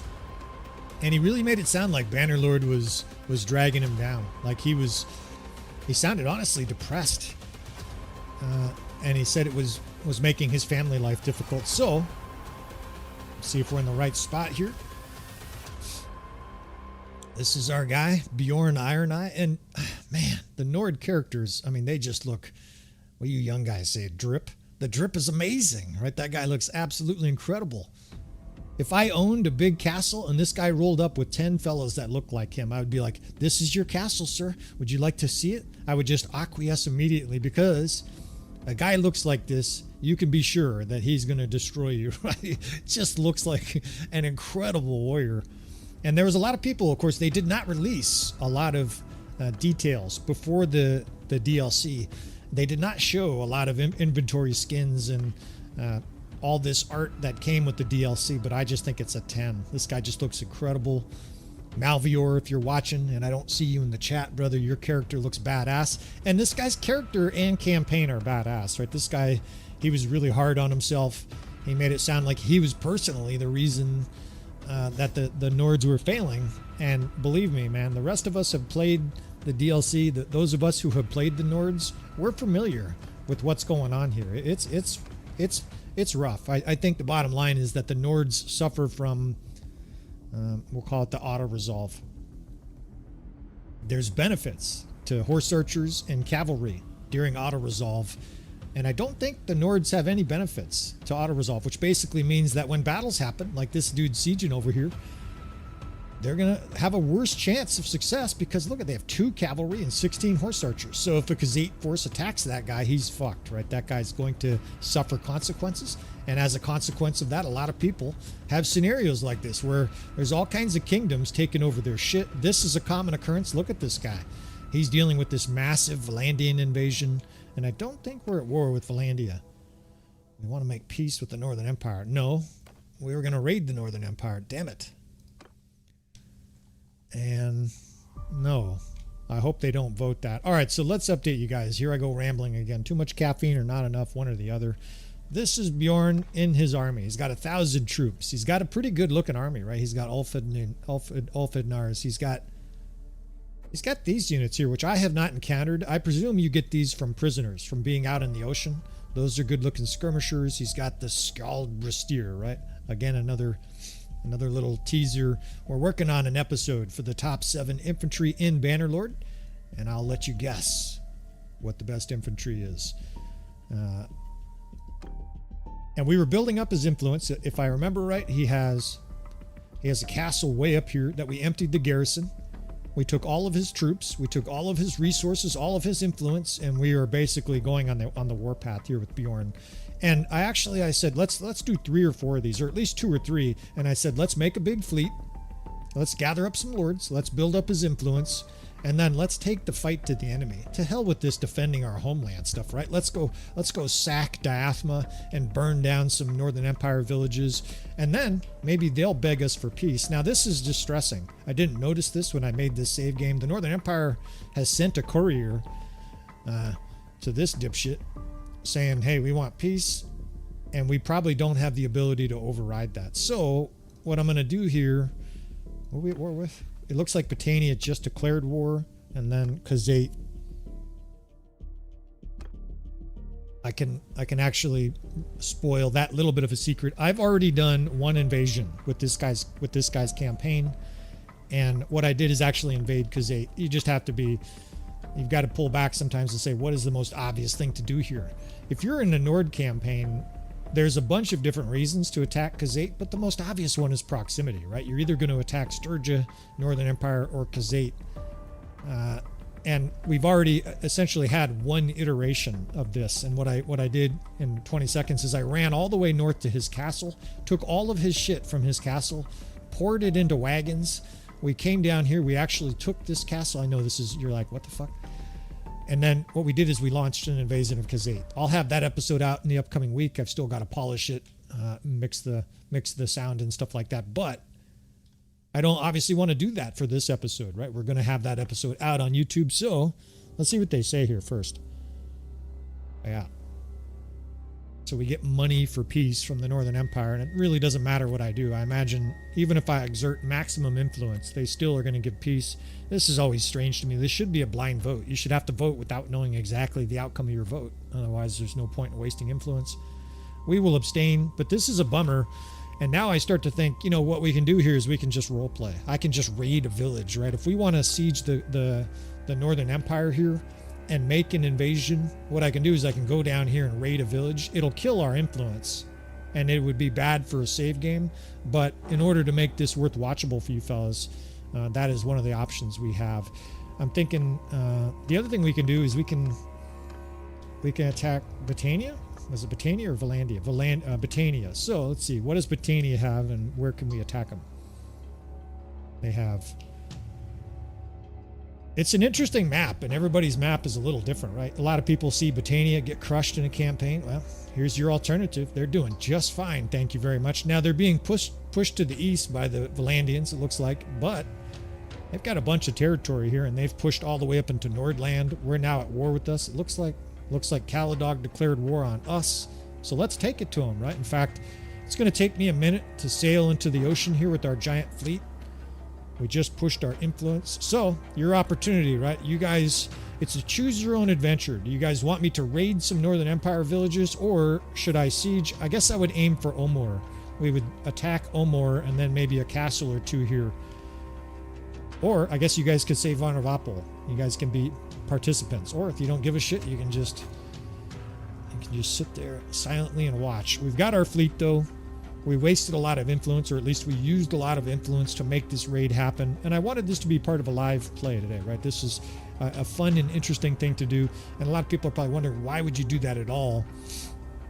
This takes a lot of pressure off the homeland. If you're fighting the Northern Empire and you drive into the middle of their empire, very suddenly all of your fiefs are very safe because you're the one occupying all the attention, and it gives your nobles a big sort of a breather. It allows them to recover. It allows them to catch their breath and win some battles, right? That's really your job as a vassal, is to try to help in the overall war effort, and this is one of the good ways to do it. Now, of course, we would love a naval battle, but they are pretty rare. And Botania, Omor.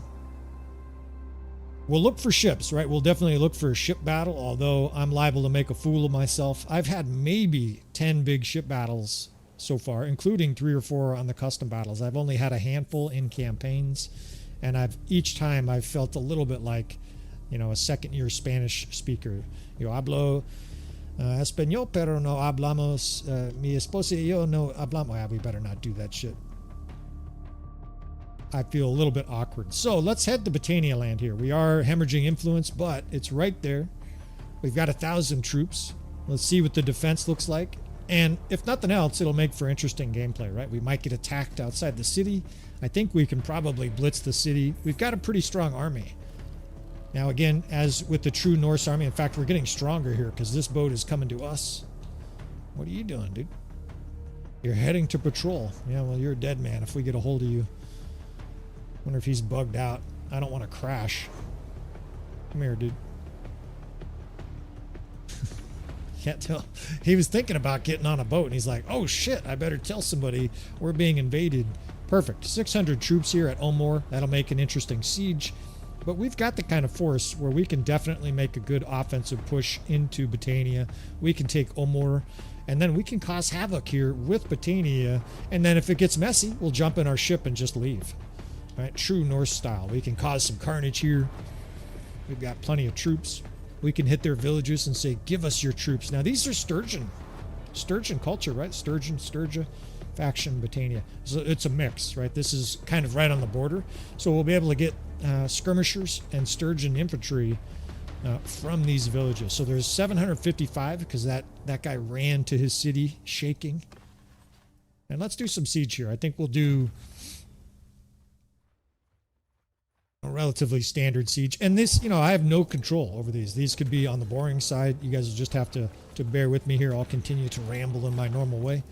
I'm surprised there's 10 people that watch, but again, I appreciate all of you fellas for tuning in today to our live stream. We're going to continue with a few different episodes. I'm looking down. I've got a couple more disaster of war scenarios to handle, and I think I'll be able to attach these episodes to the disaster of war playlist. I think how it works is I'll be able to change some of the settings. So 2 days from now, some of the guys can watch some of these, even though it's going to be obviously a very long stream.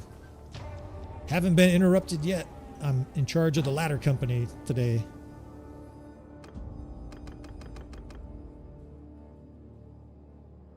Let me think here. I don't actually want to do that. I just want to boost our influence a little bit. There's a small chance I disband this army. It's going to be such an influence drag that I just wanted to boost it a little bit here so that we can do the rest of this siege. Because we may, once we take this city, if we take this city, we may disband a large portion of this army, keep sort of the armies that I want with us, keep 600 or 700 troops so that we're lean and mean, and then strike out into the Botanian interior and do some hell raising, right? Do some mauling of both Botanian forces and Botanian cities. Of course, what you dread in this kind of scenario is a little thing to come up And it's a peace with the Britannians. Do you want peace with the Britannians? And you're like, fuck no. And of course, a lot of times you have no choice and no ability to override it. Now our siege is blasting here, right? You can just look down. We're one catapult away from launching the siege here. It looks like maybe tonight. Sorry, this angle sucks. I'm going to wait, I think, for this siege tower. For the newer player, right? Try not to siege with the fire catapult. There's no easier way than to have your siege tower destroyed than the enemy to have a fire catapult, or more than one, right? Your siege tower is going to be in tatters. If they only have the rocks, these little catapults here where there's no fire catapult, you're way more likely to get to the wall with your siege tower. And we're going to launch. Come on, destroy that. Need a little bit of luck. These guys are hitting it, but not doing any damage. If they destroy this catapult, that catapult, which they should soon, we will launch. There goes that one. Now it's a race. We need someone to drill this one. I might even launch even with one catapult. They're focusing on the walls, and bang, right? I paused it right there. This is the setup you want. There's enough daylight for you guys to see what's going on, and we should be able to throttle, right? Capital T, throttle this city. We've got skirmishers. We've got a numerical advantage. They have no siege. We have a fire catapult. Let's rip it up here. We'll do some upgrades. Now, I like to keep these prisoners queued up. A lot of guys are instant recruit. I want those for a time later on where my army is full and all of a sudden we're facing a big threat. I've had numerous instances where having those extra 30 guys is paramount in a situation like this. And we've got all kinds of goods here. For siege, I almost always prefer a banner that's decreased taken ranged attack damage because we're going to get shot, or decreased melee damage. Now, I think you can make an argument for speed here. In fact, and let's just leave melee. The reason speed is nice here is you get up on the walls and you just blitz the city. Your troops rocket down to the courtyard before the enemy has any say about it, and you just shred shit. Speed is super valuable in Bannerlord. We got our nice equipment list here. Throwing axes. He's got this amazing legendary berserker axe. Malvior, I'm going to take this. This is the price of me working on your campaign. I'm going to put this in a package and ship it to my campaign, and you're just going to have an empty weapon slot there, dude, because I want this thing. It's a one-handed axe. You can use two-handed. It's great. All right, let's set this shit up.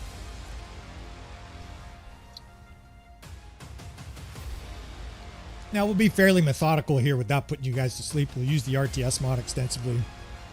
But Keep Siege is definitely one of those things where you want to spend a minute at the beginning, have your plan, execute your plan, put the right guys in the right divisions, and your odds of success, not just success, but dramatic success, will be so much higher. And just like the other one, he's got 37 characters here. I remember this guy. This is his first division captain. He looks like basically the ultimate Nord, and there's your perk list. The decreased taken melee attack division. This first division guy is going over the walls. Now, let's assess. Our siege tower is here. I think you can make an argument to put it up here. In fact, let's do a delayed siege assault here. This is probably going to trip some guys out. This is just, we're using our head today. We're going to switch the siege tower over there. You just hit that little X button. You can move it over here. That moves the ladder positions. The ladders are, I think I can barely make them out right there, right? What we want to do is pour troops to this side of the city, seize control of the walls, and then we're going to sweep through the city, taking what we want, right, the looter, and setting fire to the rest, right? We're not actually going to burn the city, but that's our strategy, right? We're going to try to overwhelm the enemy on the left side, but we want that siege tower to arrive to the wall before we bring our troops up, and we want the ram to do its thing. So the ram is somewhere. There it is. It's unmanned. A lot of times when you mess with your divisions like this, divisions will get kind of they'll get kind of knocked out of shape like that. We've got 1,000 different commanders to just toss on here. I'm not going to worry too much about this. If I was, if we're having a competition for the least amount of casualties here, I would spend a long time here. But I'm just gonna slap some of these guys into roles and positions here. A lot of his look at that. I mean, that's amazing. That's an amazing perk list. We'll just slap some of these guys on here, and the rest of them, I want to put them in the second division, which Malvior Bjorn's character is going to lead. Now, ram, right? We want this ram to get up there and do its thing, right? So I'm just going to give it about 60, 70 troops, put them on the ram with the little blue gears, and I like to spread them because they're going to get shot at by archers. This way, they're not all getting shot together. If they all have shields, and you can do that too, then obviously they'll have a layer of protection. Don't do that if the enemy has counter siege, right? If the enemy has counter siege and they're pounding you with fire catapults, spread, right? That way it kills 3 instead of 33. And we'll give them 1 archer division. You do not have to micromanage your archers, but I just prefer to. I call it range hegemony, and it works amazingly well in siege. I have the 5th and 6th right here. However, because we're doing a delayed siege, here they go. 5th, hold fire. 6th, hold fire. 7th, hold fire. 2nd division, hold fire. And if you're confused, don't worry. It'll make sense very soon. 1st division onto the siege tower. They'll push that up there. And by leaving them there, on there, they will go over the wall. Now, I have one other infantry division, right? The 4th. What I can do with them is put them on the ladders, but don't put them on the ladders in a situation like this until your siege tower is almost at the walls, right? If I do it right now, not only are they going to get mangled on the walls here as they try to go over the ladders, but they will also suffer all kinds of arrow shots as they approach. So I'm just going to put them in a spread and move them back. Basically, we're almost in a pre-stage here, right? The enemy is going to be looking out on the walls, and we're going to let them. They can put all kinds of archers on the walls. In fact, we'll move the 2nd division back as well. Now, fortunately, we have the RTS mod for this, right? So you guys don't have to wait 25 minutes. I also have a catapult here, so I don't have to just sit here and spin the RTS mod, but I'm also going to speed this right along, right? We'll just run it with the RTS mod. Now, what are we doing here, right? What I'm really doing is waiting for that siege tower and the siege ram to get closer to the gate. We're obviously going to go with it, but it takes a long time for it to get up there. That's our best infantry, right where my little spear there is pointing. Those guys are fine. They're in a shield wall. They'll suffer some losses. I hear arrows hitting guys, right? In fact, our division is over here getting hit. That's fine. They're in a shield wall, right? Meanwhile, our archers are on hold fire. That way they don't shoot arrows 700 meters away and hit, you know, a guy for 2. That means when we go to the walls, those guys are going to be chock full of ammunition. Now, you don't have to do this, right? And I'm not going to spend the whole siege here, but it's a good opportunity to dial in both your catapult skills. Again, the distance of your catapult right above my little helmet there. A lot of guys don't know this. I didn't know this for the first six months of playing the game. You can move that up and down with your walk movement, right? And so, of course, you make it shoot further and you drill guys on the walls. Obviously, left and right should be self-explanatory. The reason I'm calibrating it right now is because when the siege tower gets up there, you see the troops piling up on the wall. I want it already dialed in. I just increased it so that we can start smoking those guys on the walls. And we're just short. I don't know if you can see it. I can use the RTS mod, but it feels a little bit like cheating. It hit right below those guys on the walls. Now, they won't move, right? These guys are stupid. They'll just stand there. And that one looks like it's going wide right, and we'll speed these along. But our distance is dialed in, right? Now, you don't want to hit your siege tower, not more than once, because you'll destroy your own siege tower. But our distance is almost perfect. That shot's going to be, okay, it's just short. And I mentioned it a lot, but there is a random element to your to the distance and to the accuracy of your siege catapults. Basically, it's like simulating, you know, 11th century technology. This shit, there's like, you know, pieces of wood flaking off every other shot. I'm real close to hitting our own siege tower, but I'm going to take another shot here too. I just want to hit that G-spot a couple times. That's what she said, right? A big old kaboom, and the enemy just gets blasted. And this is, talk about safe, right? Now that shot might hit. It's close. Yeah, it did. Now you can hold Alt. It looks like we have enough siege skill here that we could actually take a whole nother shot. So I'm going to risk one more shot. I'm just going to turn this slightly. And you notice the guys, I think you guys can see it on your end. Our guys are starting to climb that siege tower. As that wall comes down, they will charge. This stage, this is where I start to move units up. Now, you don't have to do any of this. Let me remind you fellas of that, right? You guys free to play however you want. I just think this is the most efficient way to mangle a keep siege, right? We're not going to just win this siege. We're going to blast the enemy off the screen. So I just sent our archers forward. The 2nd division is already being told to move up. They're in hold fire. That's our skirmishers.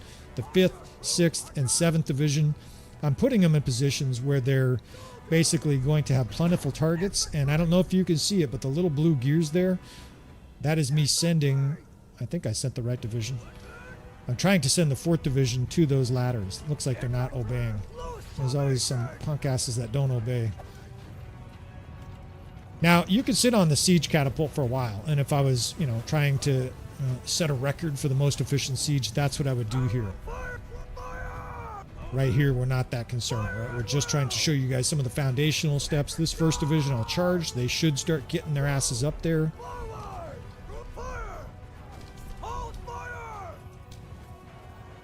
Now, over here, I might have to put them up by hand, and I'm going to do it. It's worth doing. Basically, I can't see the ladders here, and so in order to expedite this, I'm going to call the 4th Division to me. I have enough archer fire here that I'm not too concerned about getting shot. I still have a full health bar. We're just going to put these ladders up. The 4th Division is lollygagging their way to the siege, and hopefully they start climbing here. They may not. In fact, these little dipshits are pushing the ladders off. But our catapult's working. Right there doing their thing. Now we're going to get to the other location. And I probably should wait. And they almost got that ladder up. If the enemy, of course, gets it down, a lot of times your guys won't put it up. It looks like here they're obeying.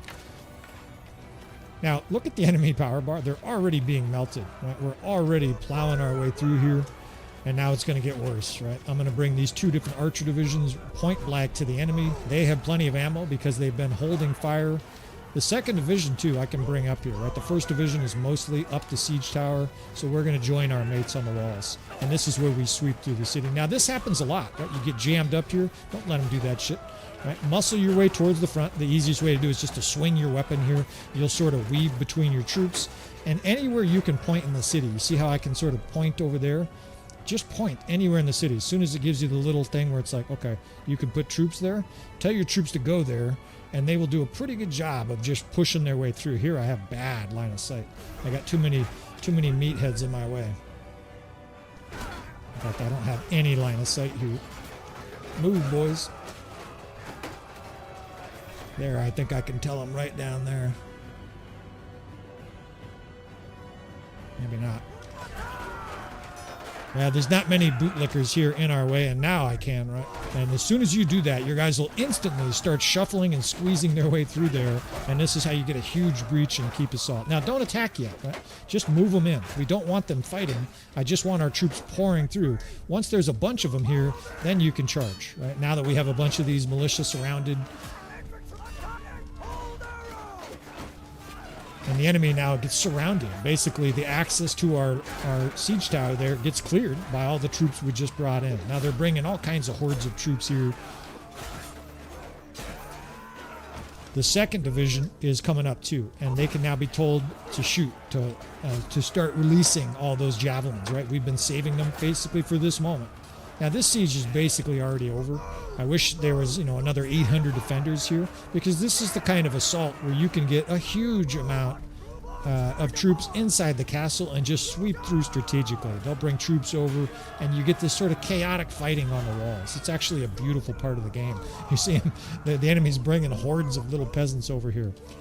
Good, we like that. Fire! In fact, we're doing fucking Rambo on these bitches. Looks like it intimidated half of them, even if we didn't kill very many.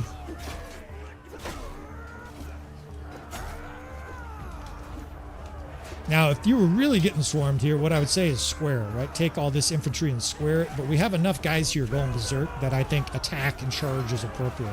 You can also see the quality of the troops here. There's a bunch of militia here. A lot of times the gate is where the best enemy troops end up. And I suspect that's partly what's going on here. The enemy's all gonna die.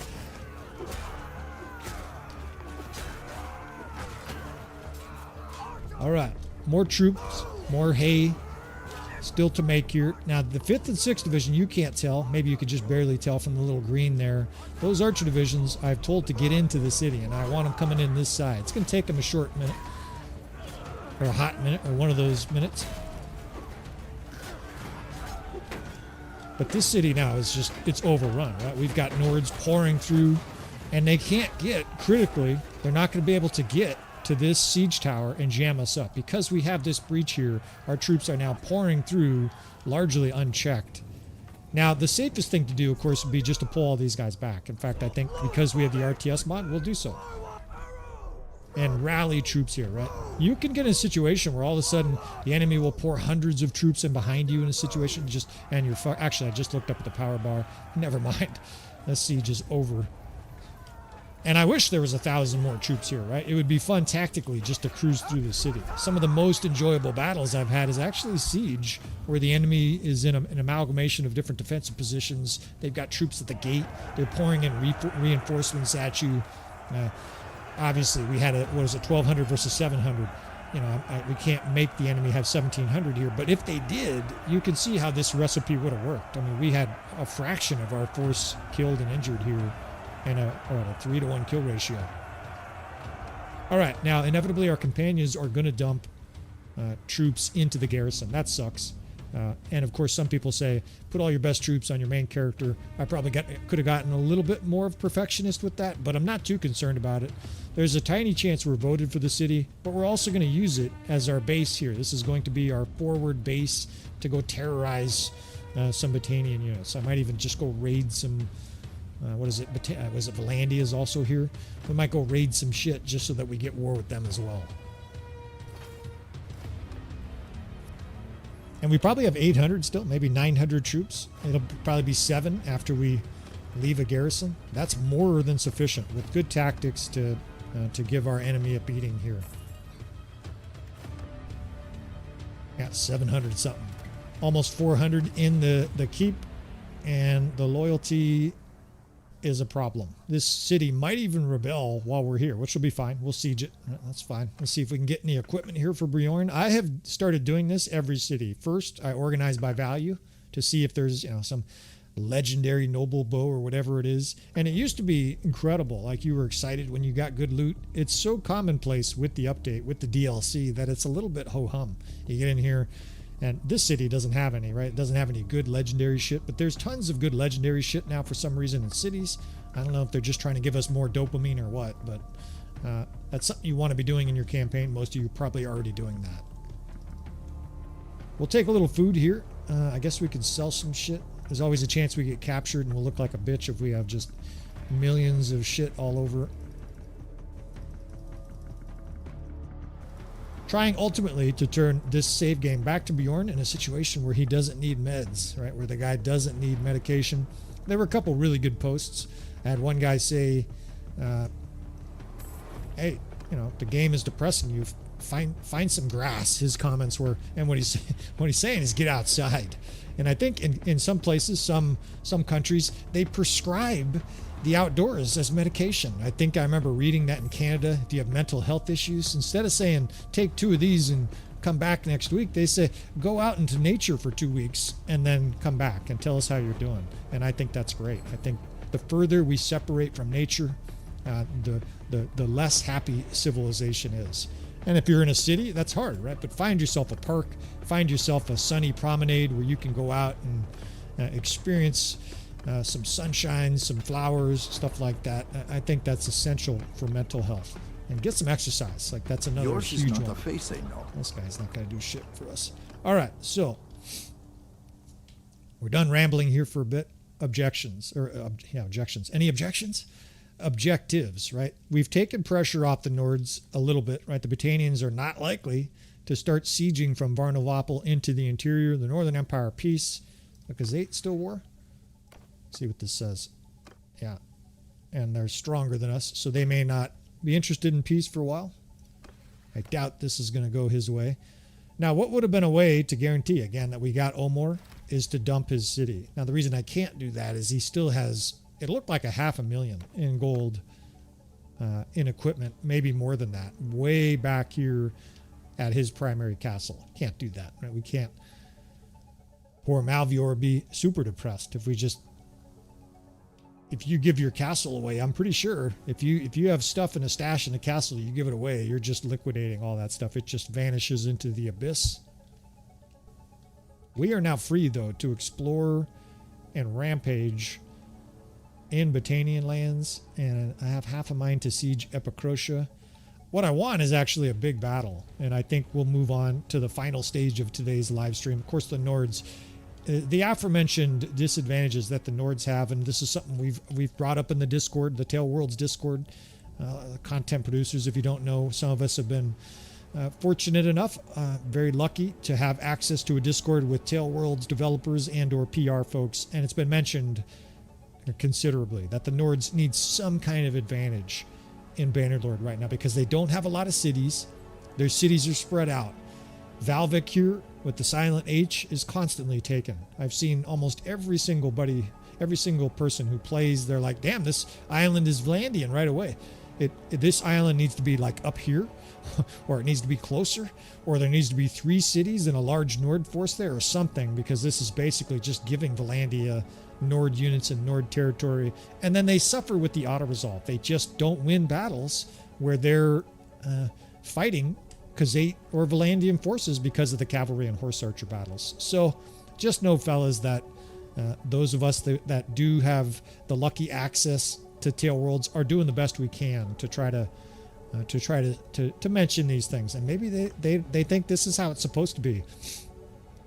I think most of us would hope and prefer that the Nords were awesome, or at least that the AI had advantages, so that when the Nords, especially when you're playing against them, came crashing into the to the heart of Calradia and you had to hold back this waterfall. Instead, it's kind of the other way around. I'm a little bit worried. I'm considering doing a Northern Empire campaign where we try to hold back the Nord tide, and right now it feels like I'm extrapolating. It feels like it'll be instant massacre of the Nords and the campaign will be over in like 5 game years. I don't know. You guys, obviously some people, maybe you've had different experiences, but it sure seems like the Nords insta-melt in the campaign, and that's too bad.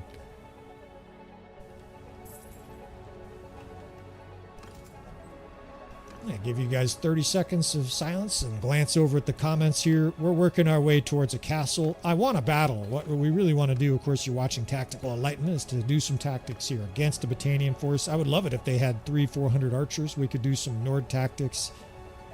Odds of that happening aren't super high, but we'll see. We gotta figure out these deserters here. At the same time, I don't want to get too far from Omor, right? If Omor is besieged and there's no militia force there because the loyalty's at 4. Basically, there is a militia force, but they're in the tavern right now saying, how can we kill these sons of bitches? How do we rebel? You see at the bottom there, it says settlement is rebelling. If you've never known that, that's what's going on. You don't get a militia when the settlements, the militia, they're armed, all right. They're getting their signs and placards ready saying, to hell with these infidels. All right, we got plentiful extra troops now. Standard practice, right? You're going through here. In fact, let's dump them in on our companions. And this is actually a good opportunity to do this. Let's go. Let me see your troops there. This Irish fella, give me your best troops, right? I'll take your best troops, and now you can have this scuzz, because when we take this castle, I don't want this guy leaving a bunch of Huskarls and our best troops right here. You can have some Sturgeon recruits and some other low-level troops here. Our main army is so powerful, though, I don't even know who to give this guy. Like, we have a bunch of good troops. So we don't have to give them all of these Warfangs. Those become the Ulfidnar, yeah? Yeah, the Ulfidin. Pretty damn good units. Although they are vulnerable. We're going to have extensive tactics guides that we work on in the future. Now I'm trying to think of which castle I want to take here. Let's take a Battanian castle. Guys struggle to defend Battanian castles. It's unlikely that we'll get a siege, but this will increase the chances, right? You can't have a Battanian siege if there's no... What do we do here? There's a guy in there. You know what? Oh, we'll just fuck him. We'll just trap him. You can't have a Battanian siege if you don't own one. Let's see. Most of these I don't give a shit about. Yeah, sure. Have fun, guys. Do something or other. It's amazing. Morale is very, very important in real life armies, but it's... I don't know if they did it from a difficulty perspective, but in Bannerlord, morale is kind of a non-entity after about tier 3. Once you start getting some good troops, your troops won't rout. There's perks where literally they will never rout, which doesn't seem very realistic. After all, even Napoleon's Old Guard fucking routed on the Battle of Waterloo. People rout, right? When you're just getting totally massacred, it's a sensation of hopelessness, right? Why die for a cause that is unwinnable, right? And not everybody's a Spartan, and you're going to etch their name in stone for all time. In fact, you could easily argue that's an illogical behavior. Yeah, but in any case, Bannerlord morale, it's a thing, right? It's over there. But I used to play Total War like 25 years ago, and morale was a major factor in battle. You could break the enemy's infantry morale and a fucking battle is over, right? You just, early on, you would shatter an infantry corps with like a hammer and anvil tactic or something like that. And I'm talking my way here into a debacle. And it's just not a factor in Bannerlord. It's too bad. And I don't want it to be radical where there's nonstop. I thought this was peace against the Battanians. This is actually good, right? So that we now are only at war with Battania. That means we're also likely to have Nord forces helping drive into the Battanians. The flip side, of course, is you can get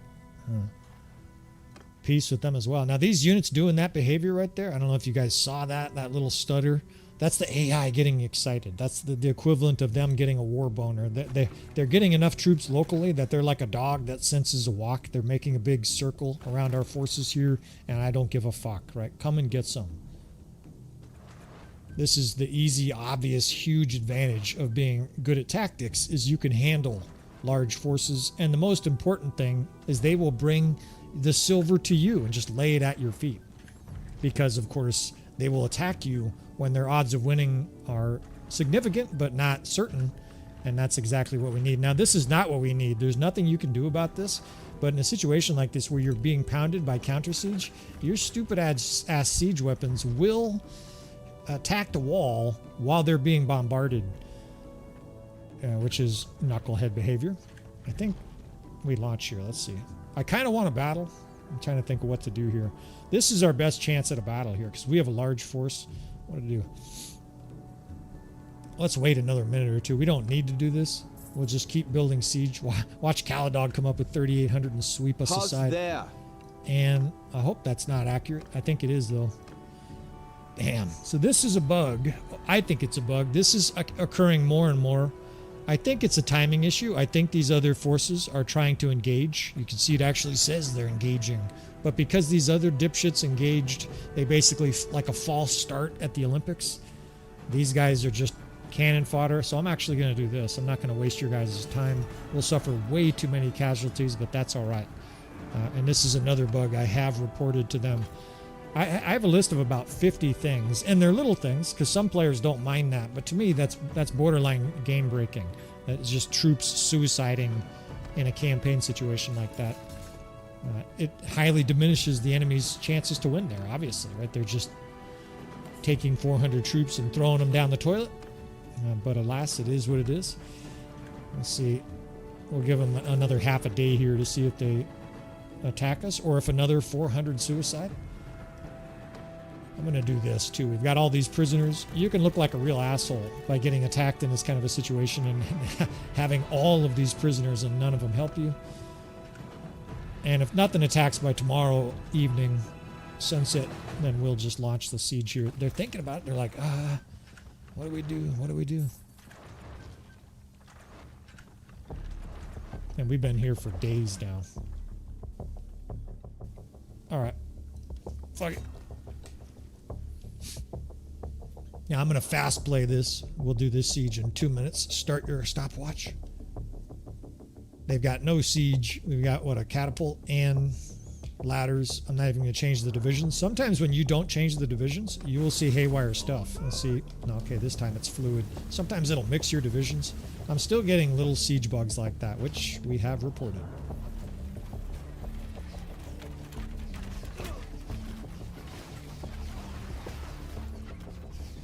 Just racing up here.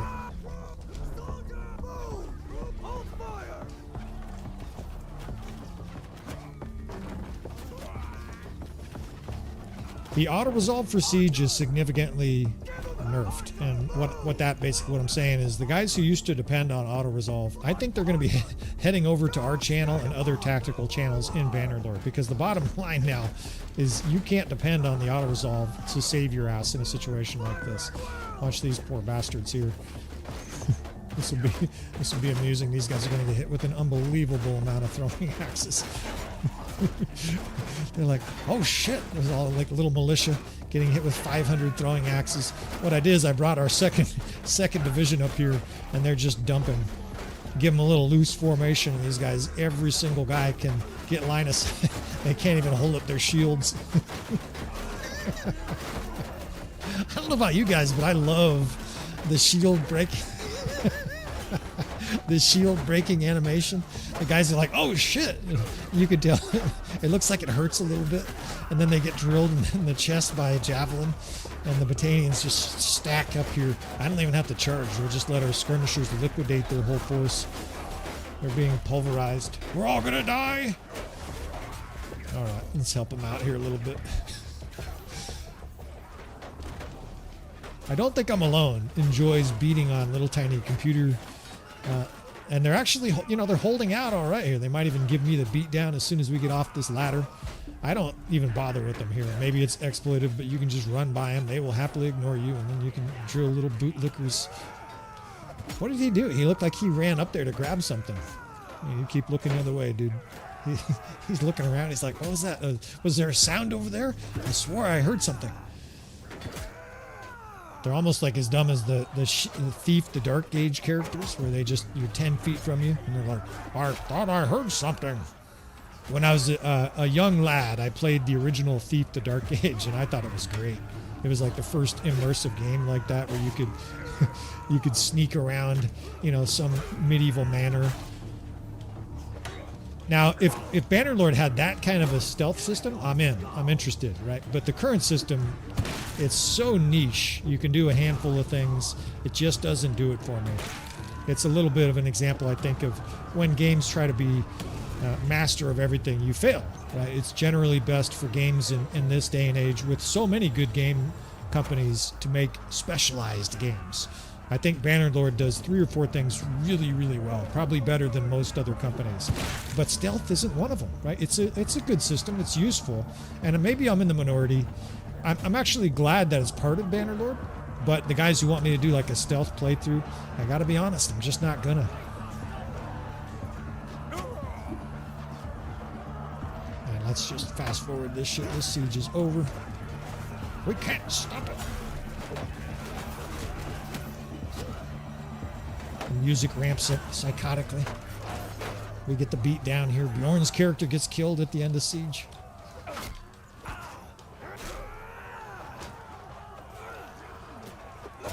Now, I'm aware that there's some good mods that, we'll call them, really boost the stealth element of Bannerlord. The Forbury mod, I'm very interested. I have not explored it deeply. I've downloaded it. I've played for like a half hour. And we're going to do some campaigns with those. In fact, we're going to do some role-playing / epic campaigns with mods like that. But I would love it if that was part of the base game, where you could assassinate nobles. And of course, I'm preaching to the choir here. I'm sure almost nobody's like, oh, I don't want that option. I want the stealth system to remain as simple as it is right now, right? Most guys want to see that. But I think then I become interested in stealth, right? When you can assassinate nobles and sneak into a castle, and instead of it just rescue some prisoner. Why would I rescue a prisoner and risk getting captured when I can just bring up an army and blast that city to pieces and free everybody? There needs to be more motivation for me to use the stealth system, and right now the game just doesn't have it. Let's see if we get attacked here. 800? Come on, bitches. Fight. Now we got coward Battanians. What do I gotta do? Raid villages here? And there's Caladog. Guess we can't raid our own villages here. Make an army, you bitches. Alright, well, this was one of the original goals for Bjorn's episode, for his recovery, was to get him a castle, a city, in an invaded area. Clearly, the diplomatic system is now... You're good to go, Malvior. I mean, it would be hard to have a bigger change from where he was. When we took over his campaign, I think they had 2 cities and 2 castles left, crammed into the corner up here. They now have armies roaming about. They have Tayal. They have a couple, 3 other castles. And now we've started to give the Battanians a bloody nose here in the center of the map. We've got peace with the Khuzait. His financial situation is dramatically improved. apart from trying like a suicide battle here, which I think what we'll do is we'll save scum for Bjorn. I don't want to send him a disaster back, right? What we'll do here is we'll try to pick a fight and then move on to the final element of today's stream. What time is it? Yeah, I got time for it. I've got one more disaster war scenario. It looks like an Iron Man, and I don't know anything about it. So we'll do that, especially if there's no action here. I'm basically looking for a battle. And I just realized this will be fun if we get a battle here, because I have not fought a bridge battle since War Sales came out. I love all the changes to the rivers and stuff like that. Some guys are like, is the game worth it? I don't know, man. I guess because I'm at a later stage in my life where I have money, right? When you're young, you're broke. I definitely get it. I was totally broke when I was 20 years old. I could barely paycheck to paycheck. But you get to my age and $25 for this much entertainment. I mean, a bad movie is $20. So I'll get hundreds of hours of entertainment from War Sales. I imagine most people get at least a few dozen, if not scores, hundreds of hours. I think absolutely it's worth it, right? And it's almost a new game between the new armor skins, the new units, the new combat system at sea, all the map changes, right? There's going to be plentiful strategic changes. Is it Bannerlord 3? Of course not, right? And what do they need to attack us here? This is incredible. They're lining up the whole Botanian Empire and won't attack us. Hold there. I just had to whine enough. Tell me this is 1,000. Damn, it's going to be a whipping. Oh, good. Okay, so the garrison sallied out. We're probably captured here, but this is what you guys are here for, right? You're here to watch an old guy get the shit kicked out of him on the internet. Botania open field battle here. Do we have any decreased ranged taken damage? This is where you definitely want decreased ranged damage. Speed banner is not very useful, although we don't really know where we're going to be. Let me think what I want to do here. Let's run some speed. I like speed. Let's use this banner. We've got shields. We've got Nords, right? We're tough. We can handle a few arrow pricks. I don't want to do too many more of his perks if we're going to turn over the save game here. It sucks that it's at night, although maybe there's going to be a little bit of light. And in we go here. As the Love Story song plays on the random soundtrack, let's have an epic, exciting battle. And then we will jump to this final element. I'm going to glance over here since I have 5 minutes. In fact, let's do 10 minutes. Let's do a 10-minute break. You know what? The music is not right for this battle. The music with this sunrise is perfect for a contemplative moment, to answer any questions, to hear complaints, to see people talking shit about the gameplay. If you guys want to hit me up, I'll just sit here for a bit and try to answer questions. I'm not going to type. I could reach over. My keyboard on the laptop's kind of an awkward spot. Yeah, I agree, Jonathan. And to me, it's grotesque.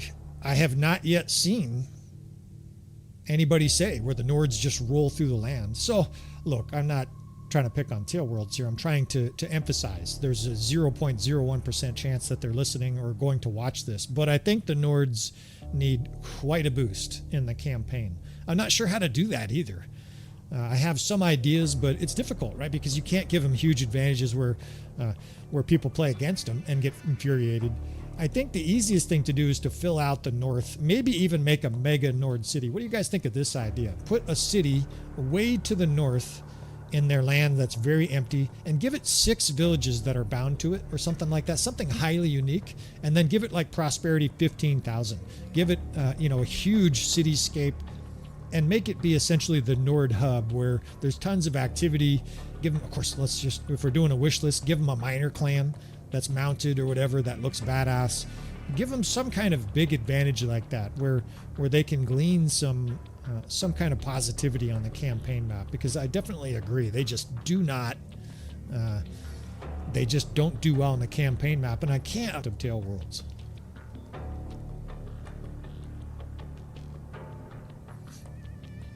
Yeah, hey Richard, I do stream, but not very often.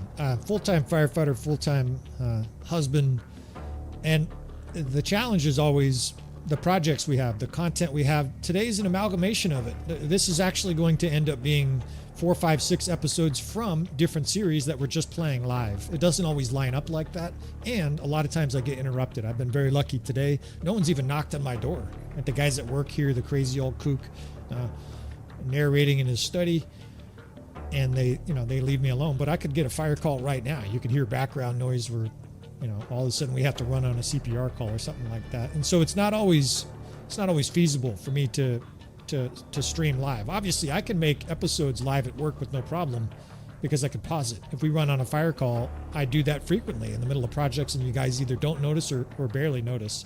But it's a little different with live. There's almost 300 people watching. Man, this is amazing. I do a bow, right? You guys can't see me, but I just bowed. My eyes are shining a little bit. I'm a little bit taken aback by the response to the channel, but I greatly appreciate you guys coming to check out today's live stream. Maybe because it's not very often, it's more of a rare thing.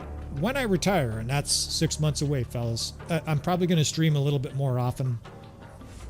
We'll probably do some, hopefully, the Lord of the Rings mods. We'll do some tactics and stuff like that online. But for the most part, streams are going to be rare, to ramble way longer than necessary. Yeah, Halfdar is a jackass. I agree, Jared. Absolutely. He's always a dipshit.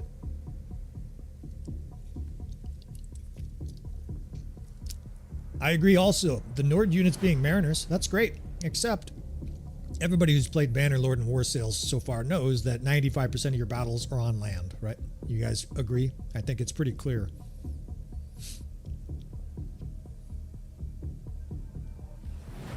Now, thank you for all the kind words, fellas. I'm seeing a dopamine doctor because you get too many compliments, right? And you got to be careful of it getting to your head. On some level, I'm aware of that, right? Just like anything, too much of anything. Ask Tiger Woods about hot chicks. It can be a problem for you. And I'm not saying, start putting hostile, inflammatory comments, but it's a little humbling, and I'm amazed at the response from the community. Let's start setting up formations here. Yeah, Lord of the Rings, nice, man. The Lord of the Rings is such a great book, right? For the guys who've never read it, who are 32, especially, man, if you've got a 7-year-old, 9-year-old, start reading that shit to them. You may want it to read it more than your kid. It's just such a beautiful novel. And the movies are great. The movies are nice. Peter Jackson, well done. The book is 100 times better. It's unbelievably beautifully written. Yeah, more love for the Nords, definitely needed.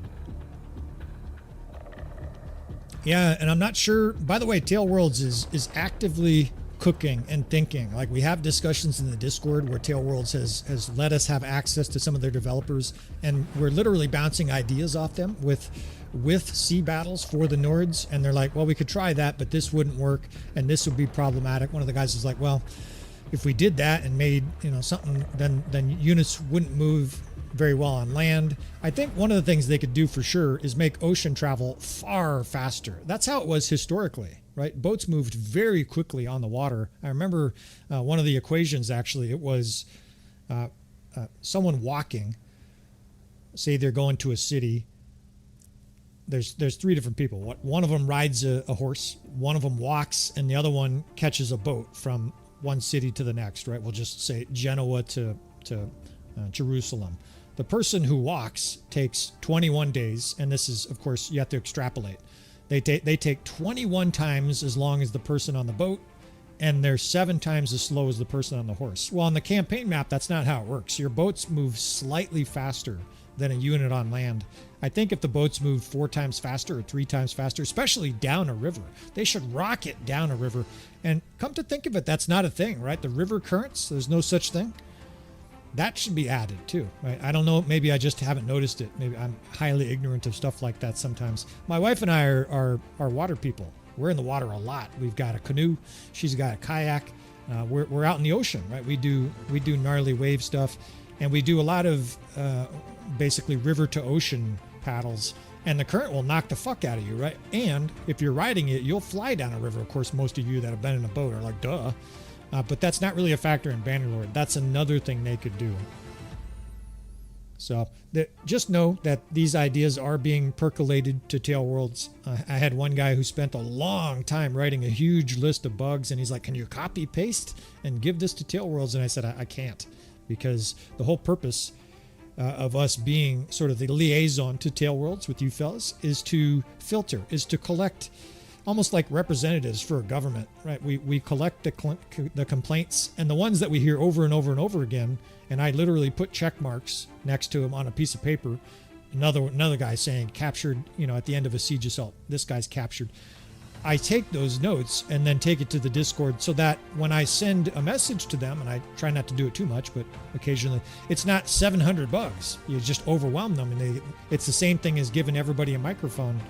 You can't hear anybody, right? So I do the very best I can to send the bug reports up. If you're experiencing something unusual, that's a harder situation to solve.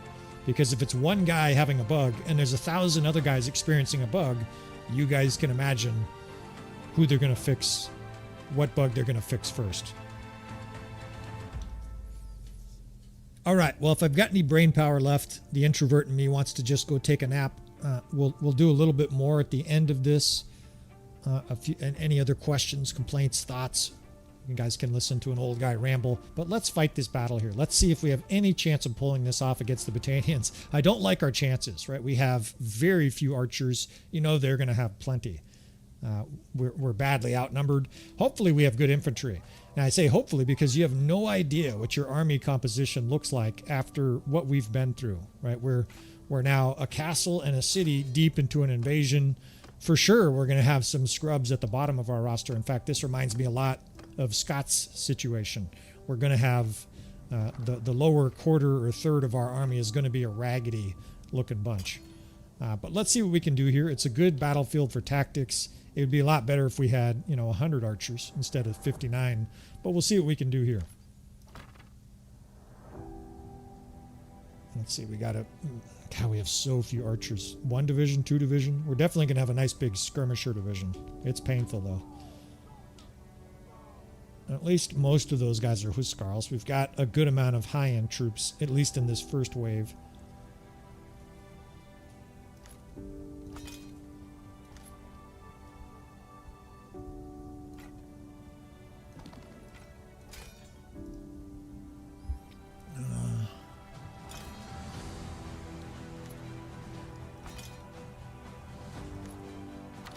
Now, I did save it. If Malvior, if you're watching, which seems doubtful, I think someone would have said, hey, what's up? He's fixing your shit. We'll send you the save game. In other words, this won't count. And frankly, I sort of forced the action here, right? Just so that we would have a difficult battle. Those sieges were relatively nonchalant. And as a content creator, this is just, it's a consequence. It's part of the game, right? When you guys see an episode on YouTube, you guys obviously are aware that 80% of the material is filtered. I either do thorough editing, or a lot of times you just never see the content, right? If we siege a castle, or we have a situation, even the Disaster of War series, I've had about 10 of them in the last 2 weeks where I deleted it. We got completely torn apart, and so I just delete the material and you guys never see it. Well, when you stream live, there's no way to avoid that, right? I don't know what's going to happen. I don't know how many forces are going to attack us. And so you're going to get situations that occur like this where you're like, well, hopefully they're not bored out of their skull. I think I'm aware of it more than I should be. I've had a lot of guys say, hey man, just play and just have a good time, play.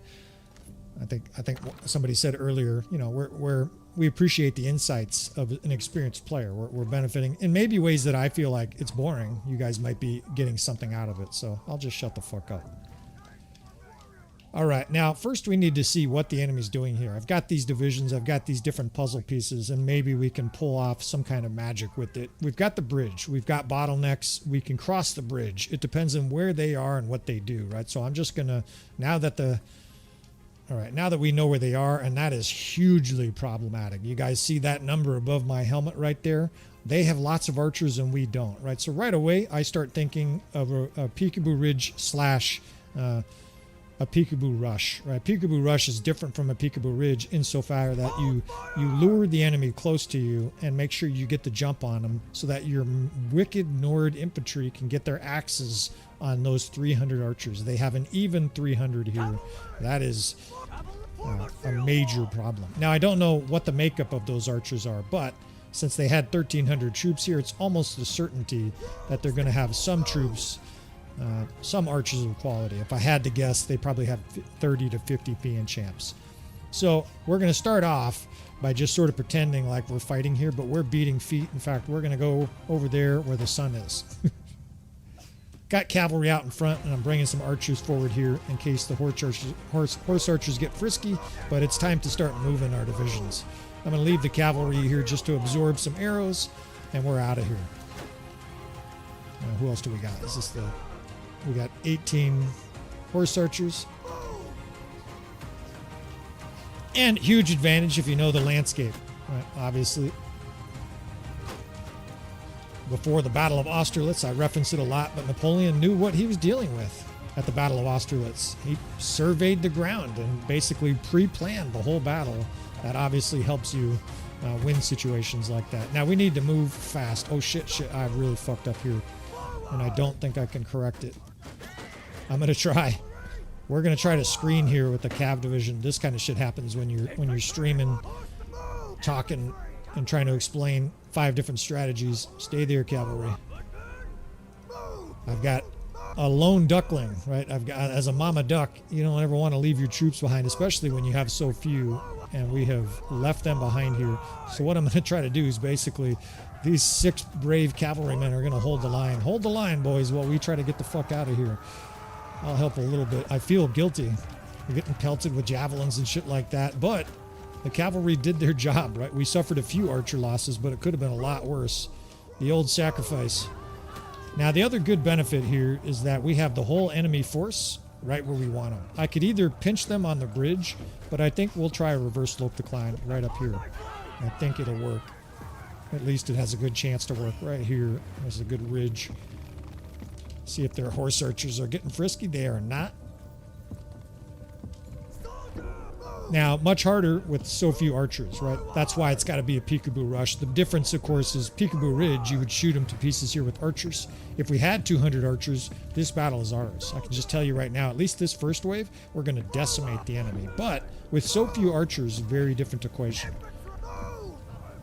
They're going to be able to get archers to the edge of this ridge, and we're not going to have the ability to just hugely suppress them. Right? We're not going to be able to just fling arrows into them all day until they're all dead.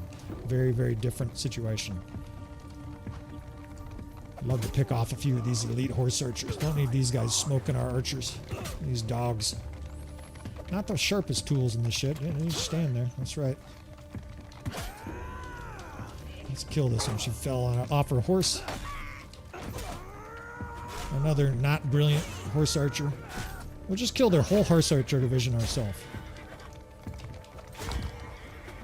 Now, watching their numbers, because they're coming over that hill soon. The AI in a situation like this tends to say, to hell with tactics, we got triple their number, charge, right? Even though we've killed basically the whole horse archer division. All right, let's position. We want archers here in an angle where they can spray the enemy as soon as they come over this ridge. It's not a perfect ridge. It's far from it, in fact. Now, we're on hold fire here, I think. Yeah, everybody's on hold fire. We're tucking under the ridge here. Right? We need to burst out on the enemy as they come over this ridge. This is where I want them to come, but it's harder to get them to come exactly where you want. They've got a rock there. You can actually see the AI starting to trickle around this side over here. Yeah, here they come. Now, skirmishers here? Yeah, sure, there's some. So let's spread those guys out. Let's get the 6th Corps spread out here. This is in case cavalry charges, right? I've got the 3rd Division over here, shock troops, ready to basically charge if a bunch of cavalry pour into our midst. They have a lot of cavalry, and it's Battania, so what kind? Yikes. Jav Cav. They're going to have some dipshit scouts, but mixed in with those dipshit scouts will also be very strong Jav Cav. Now, there's crossbow creeping up over here. Both those divisions can fire. The horse archers can fire. In fact, let's fire here with this 1st Division. They're starting to fling javelins at us. Let's give them some javelins to eat. Here comes a huge mass of troops. Now, if they charge here, this 1st Division, we charge and hold this ridge. We don't let them get over it. Everybody can fire here, right? We need to win this ranged exchange here. They're bringing up crossbow to try and shoot. Let's fill them full of throwing axes. We need to kill 50 or 100 here before we're out of ammo. Because the rest of the battle is going to have to be just violent. We're going to have to get in their face with our Ulfidnar, etc. Now I can flank already. I know I have an angle here, right? That's great. To my right, there's a nice angle there, but the AI is going to retreat, and we're hugely outnumbered, right? They have 500 infantry and archers right there. I don't even know if we have that many in our whole army. We have 300. Now we're starting to lose the ranged battle. That's because our archers are not that good, and we're probably running low on ammo. Right? A lot of those units are getting shot to pieces. This is the problem with 300 archers, and so I think it's time to just get this fight on. It's probably not going to go well. I'm going to bring these archers this way, try to get them out of line of sight briefly. The 1st Division holds the center, right? So you just shield wall here, or a line formation is fine. 6th Corps, quickly. 3rd Corps, right behind them. And the reason you send the 6th first is those guys have shields. Now, as they go over, preferably a shield wall, but I think they have a speed advantage, so we're just going to leave them. They're getting pelted. I got to get them to the archers' flank right away, right? These guys have to get in on the archers. 3rd Corps is coming behind us here, right? So you slide these guys in behind the enemy. We want to basically surround the enemy. Now, the 1st Division on the other side, advance, right? I'm going to call the archers to me. The 6th Division, you charge here. There's no foreplay. In we go. At this stage, I also recommend hold fire. Everybody just charge, right? You don't want guys pulling out their little pathetic axes. We're going to have crazy violence here. There's huge cavalry charges coming. The biggest thing here is we can't let their archers set up, right? So the skirmishers, the shock troops charge. This looks good. The archers are with me here. We're also, I don't know if you guys remember, I'll point it out. We'll slow it. Where am I going to get reinforcements? Right here. Optimally, we make the enemy route and run that direction. That's probably not going to happen, but if it does, the enemy's going to run right into our reinforcements and get raked. Now, we got cavalry behind us. I don't even know if our infantry is superior to them. Battania has great infantry, and of course, we're going to cover that. I'll give it one more prop. We've got a guide that I'm working on. It's basically going to be covering the best top infantry in the game. We've got their archers reeling here a bit.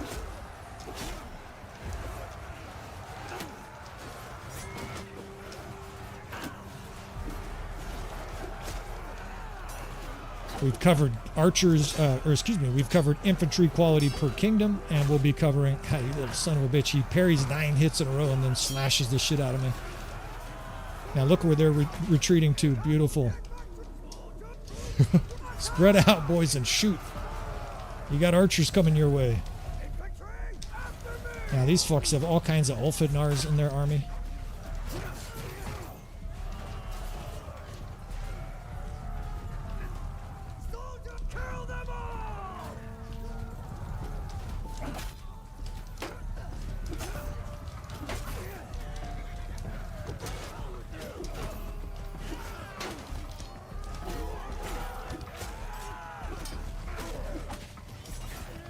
Is that a bunch of infantry too? How beautiful is this? None of these Battanians are coming out. Just follow me. Look at all these horsemen are penned up. You're dead. Good night. Even though they're peasants, we got a scrubby ass army. They're getting their licks on though. If they survive, they're all going to be Huskarls. They're just going crazy here on Battanian units. I'll kill the cavalry. Now, what else we got here? Get over here. See those guys running down to where the enemy is? We're going to have to prepare for the next wave. What do we have? Archers, 4. And spread them out here. We can put 2 whole cavalry in front of them. That'll really stop them. Get these archers spread out quick. Let's whip out the old shield. We have 120, huh? 120 rags. Can't see, the sun's in my eyes. The sun never gets in the AI's eyes, right? That sucks. It'd be nice if the AI like shot worse if the sun was in their eyes. I don't know if they can program shit like that, but that would be a good change. You know what? These guys right here charge. Those are like shock troops right in the face of the enemy. 6th troop is there. We've got archers spread out on the enemy flank. Bore in, fellas. There's no pulling back here. No time for caution, right? That great scene from what's the movie? Interstellar. You just fucking go for it. This is a lot of archers we're trying to push through. I gotta try to get behind. All these skirmishers are gonna really melt these shock troops. Or me if I'm not careful. Now, guys see me do this and they're like, you're suiciding. No, you're trying to drag attention, right? If you can pull 15, 20 archers off of the rest of your forces, they're not shooting your troops. You can keep them occupied, kill the occasional guy. What this does is it buys your army a little bit of time, right? Now you got to avoid getting shot in the face. But there's a bunch of idiots chasing you, and you can do a pretty decent job here of helping your troops survive, right? You basically get some initiative for some of your troops. As you push forward, you can kill them down to a fraction. There's more forces that just poured out. Do we have any cavalry? I wish we had 30 cavalry. I'd just shove it in the enemy's face here.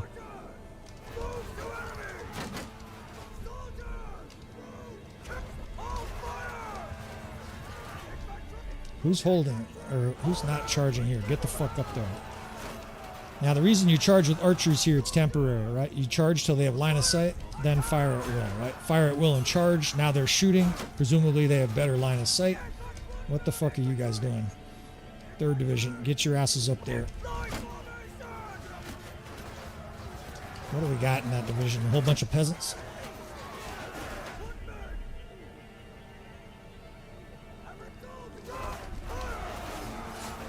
Let those javelins fly, boys. This battle is tight.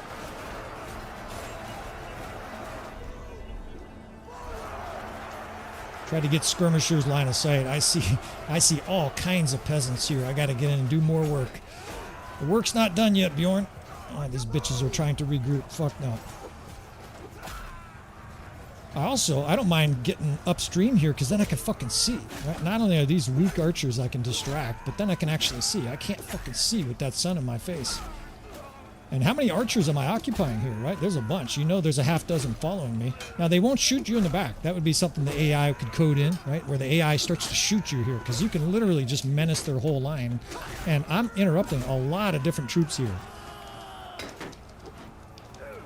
Let's pull this thing out too. You know, we can really do damage with this at range. And just menacing their archers, right? All their archers are trying to shoot me, and we're going to get taken out. It's not like we have cheat codes or something like that, but we have really done a number on their archer division, like a terrorist attack. And I think this battle is over. And this is definitely a battle where, you know, you eat shit at the end, but like very clearly we were a huge part, not just command, but all that menacing of the archers in a tight battle where we have, you know, maybe 100 troops left at the end. Those are huge differences. To interrupt 30 to 50 archers, to kill another 20, and you can enjoy the sunrise. It's a great feeling. And I think this is a good spot to leave Bjorn's campaign. I'm trying to think. I think we get Epicrusher, right? This is the new system. When you get sallied out on in a situation like this and you win, basically what it simulates is the garrison pulled out of the city and they got annihilated and mangled, and the militia is left quaking inside the city as they see all of the Battanian lords captured. And then the militia's like, welcome to your city, my lord. You know, and you just enter. Which is cool. I think Epicrosh is a point, right? I think we can call our ships here. Unless I'm mistaken, I think the siege is over. How beautiful that is. Epicrosh is yours. Let's devastate that shit. I'm not going to do it, but it's... I love doing that shit, man. It's just... Your forces sweep through the city, taking what they want and setting fire to the rest. I don't know what's wrong with me. Maybe I'm a bad person, but I love the sound of that. Just, of course, in real life, it was horrific. They would massacre the inhabitants, and it's not, you know, it's not one side was bad or the other. Most civilizations have this. Humanity, when it comes to war, it really starts to devolve, and it doesn't really matter what their original intents were. It usually gets ugly. In any case, what a beautiful end to Bjorn's campaign here. Now that I've completed it, I can give you guys a spoiler. I'm actually going to be sending him a different save game because I don't know if you caught that part at the beginning, but this is Oops, sorry if I just banged that mic in your ear. This is part of what is going to be a trilogy of episodes. I'm not sure how I'm going to do this because it's affixed to all this other action, but where we help players inspire and brainstorm what to do with the Nords, how to take their ships, how to go out to sea and wreck shop, right? What can you do with their ships, with their offensive weapons, and wreak havoc on the enemy, right? What is possible because of the ships, right? And this is a good example. We can now, I'm pretty sure, is there no port here? It's on the water. I guess not. This seems almost like a bug. Clearly, Epicrotia, I guess there's whatever you call this. There's a glacier or some shit here. I didn't know this. Of course, I'm still exploring the DLC and War Sales with you guys. I don't understand this. This should definitely be a port. That seems like a missed opportunity, or maybe even just an oversight. In any case, we're going to call this good. I am going to save this game. What I'm going to do here is give Bjorn multiple save games. Give Malvior multiple save games to take back. Of course, you've got to deal with this minor situation there. You can probably just run over and slaughter that force. But we're going to wrap up not this live stream, but this particular episode here. I'm going to call this good, brother. Malvior, you got no reason to be depressed. I'll just Venmo you some money. You can take your kid out and get ice cream. Go touch some grass like a couple other people have suggested. Come by our Discord. People will tell you how awesome your character looks. You really do have. He's going to win the drip contest at least, right? The fellas in the chat will tell you. That guy looks abso-fucking-lutely amazing. And you've designed a really good character, a really good group of guys. I mean, that guy looks great. I'll fight in your army anytime, brother. This shit is great. And it was an honor and a lot of fun to take over this guy's campaign for, I guess it's going to end up being 6-7 episodes. So let's make sure we save. And I got one more. Let's see. It says Terrace, Iron Man. Get back to work. I am working, man. That's the beauty of it. Go become a firefighter. It's a great profession. Now, I've mentioned it before in episodes. Pros and cons. It's one of the most unique jobs in the world. It's kind of like those guys who do the deep sea fishing, where the fatality rate is like 10% per year or some shit. There's tons of different parts of our job that there's just no other job like it. Here, while we're loading up this scenario, I can just give you an example of the not so fun, and I'll stay away from the terribly gruesome. But during COVID, a lot of fire departments were overwhelmed, and so we do a lot of what's called mutual aid, where we help local fire departments when they're overloaded. And we went to an old folks home for a report. This is a common thing we do, a report of a lady suffering severe abdominal pain. So we get there. It's an old folks home, right? There's a lot of people convalescing. They're in beds and with TVs. It's a little depressing because it's a lot of people who are experiencing terminal disease. Make sure this is right. It says Terrace Iron Man. All right. I don't know what this is, so we'll just load this up and take a look at it. But let me finish this. So we get this gal, a 70-year-old with abdominal pain. We get there and we're like, "What can we do for you, ma'am? What kind of symptoms? What are these new symptoms?" And she's got terminal intestinal cancer. She's got 3 months to live, according to the nurse and the notes on her paper. And we can't do anything for her. You know what we can do for her? We can wait the 20 minutes that it takes for an ambulance to arrive and transport her to a hospital where they're going to pump a few drugs into her, make her feel a little bit better, and then she goes back to the place where she's going to die soon. So we have to stand there and do our very best to be compassionate individuals while she moans in agony, and there's nothing we can do. We can't give her drugs because of the orders, the doctor's orders, and we just stand there suffering and really trying to do our best to be stoic while this person is in the process of dying. And that is just a little sneak peek into the not so fun side of the fire service. And it's precisely because I am a compassionate person and care about people that situations like that are hard for me to deal with. All right, anyways, back to Bannerlord. And we got, looks like one more siege here for the road. And not my favorite. We do have a massive force. And for some reason, I just cannot see. You used to be able to click, or like hold Alt here, but I can't. It won't show me any of these troops for some reason. I can do this, but this is definitely something that's worse than before. I don't know about you guys, but I hate this new process. Okay, it's green and red, so it's good for the people who are color, color does, but I can't. Can you guys make any sense of what army is good there? There's a whole bunch of troops that are way off the edge of the page, and I don't know of any way to scroll down there. So I honestly can't tell you what they have, what we have. We're just kind of blind here going into this keep siege. I can tell you that Poros is not a good city to defend. There you go, buddy. We'll get you a nice big shield. We're going to change some of your stuff. I don't have this fella's name, although Terrace, right? We'll presume it's Terrace, and it's Iron Man, so we get like one shot here, and we're going to switch your bow. Presumably he's using that because he can't use it on horse. Well, it won't be on horse. He's got great equipment.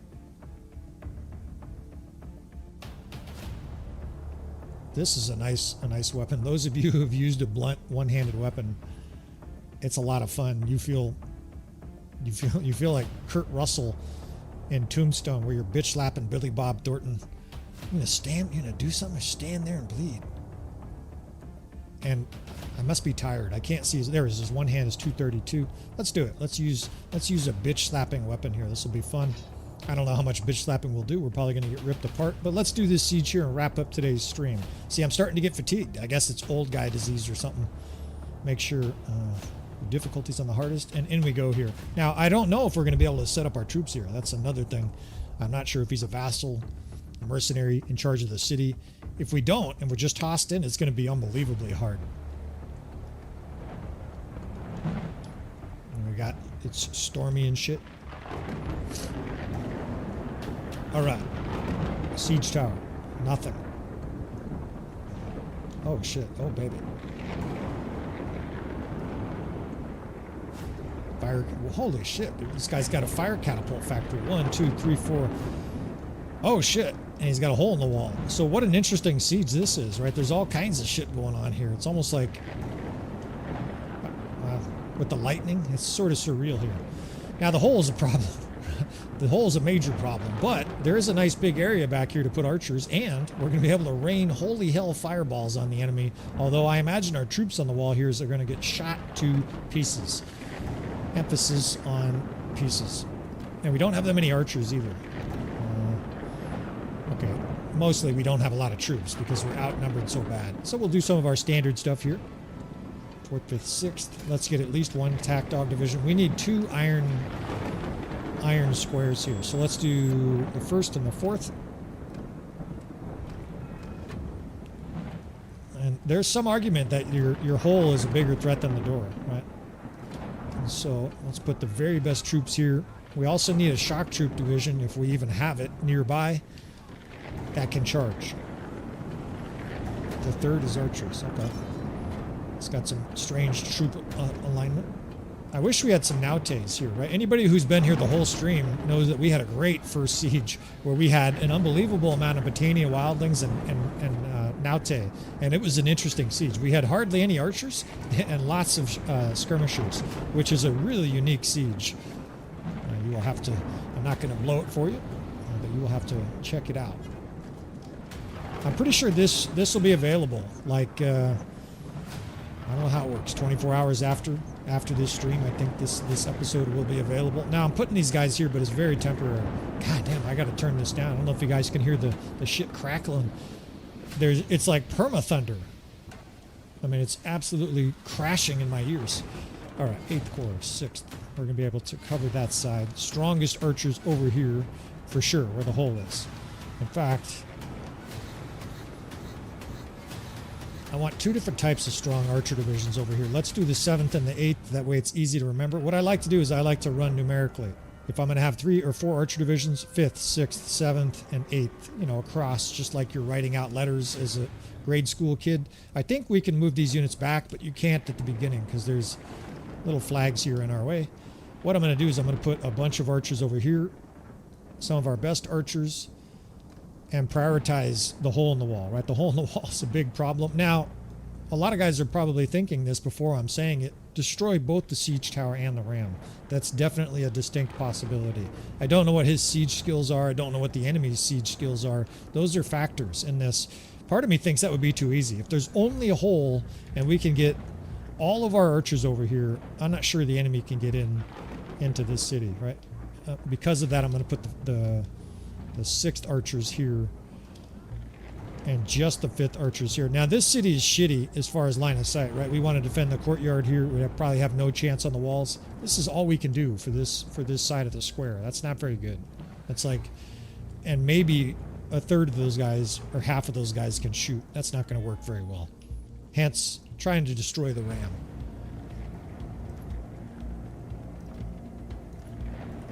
It's got just a handful of companions here. These banners are lovely in open field battles and mostly worthless in inside keeps. You can put them on archers where theoretically they're going to get hit with skirmishers. In fact, let's put these captains here with the best 2 archer divisions because, you know, conceivably the enemy will hit us with skirmishers there, but they're not really useful in a siege. You want to have decreased taken melee attack damage. There's going to be a lot of heavy blows in a battle like this.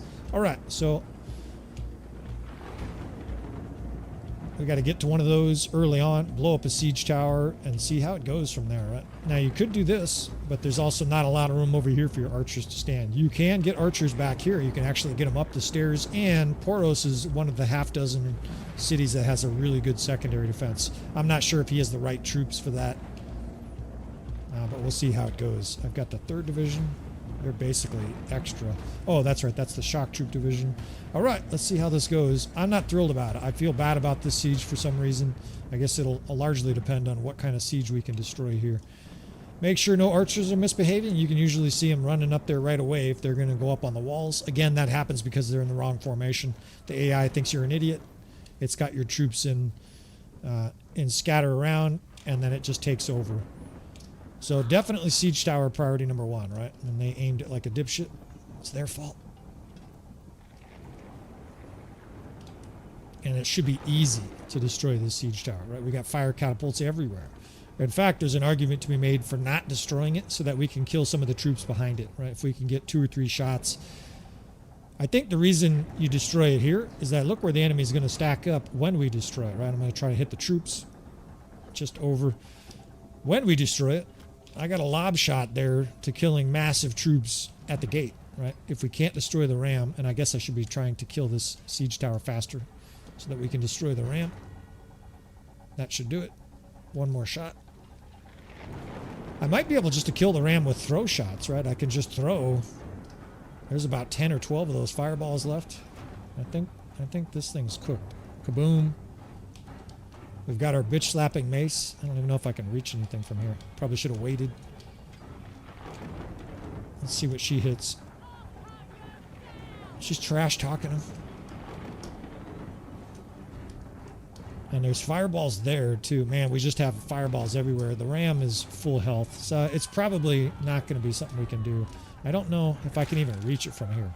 Let's go to the fireballs in the center of the city. You don't normally see a city like this with 4 stacks of fireballs. In fact, I don't know if I've ever seen this. It's an unusual situation, to say the least. Now, the enemy very soon is heading towards that hole, right? You can count on a watch 30 seconds, 40 seconds.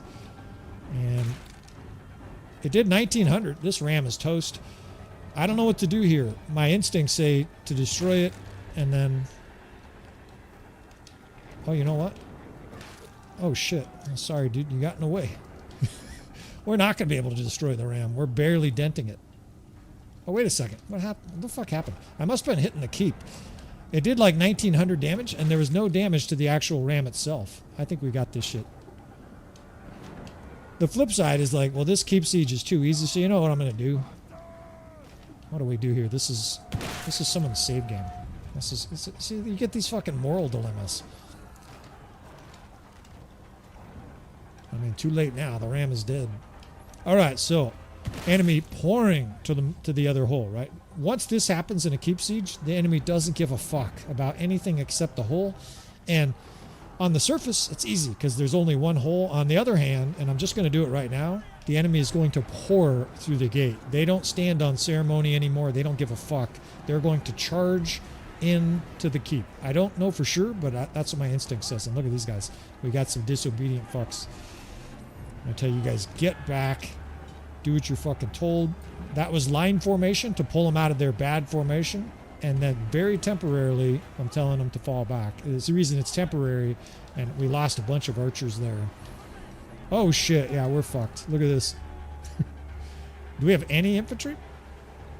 I don't know if I can even position it from here. Who's here? We got to do it. The music is perfect. It's like this ominous. I am going to be able to wreck some troops here, but they poured in a huge amount of troops. So it seems like, oh, it's instantly obvious situation, right? You just jam the hole, you win, except the enemy behaves differently than a regular siege. In a regular siege, they attack the square at the hole. In a siege like this, the enemy's like, fuck that. I heard there's a great tavern here, and they pour into the city. And they act almost like rabid animals. They will mosh pit up the sides. The luxury of having scores of Bannerlord defenses. And we've put a dent into them, but look at that. There's just a big storm of gleaming metal as they pour in. This side is fucking mangled. So what do we have here? I'm going to command up here briefly. Archers, archers. Okay, the slow-mo with the troops pouring in is just ominous.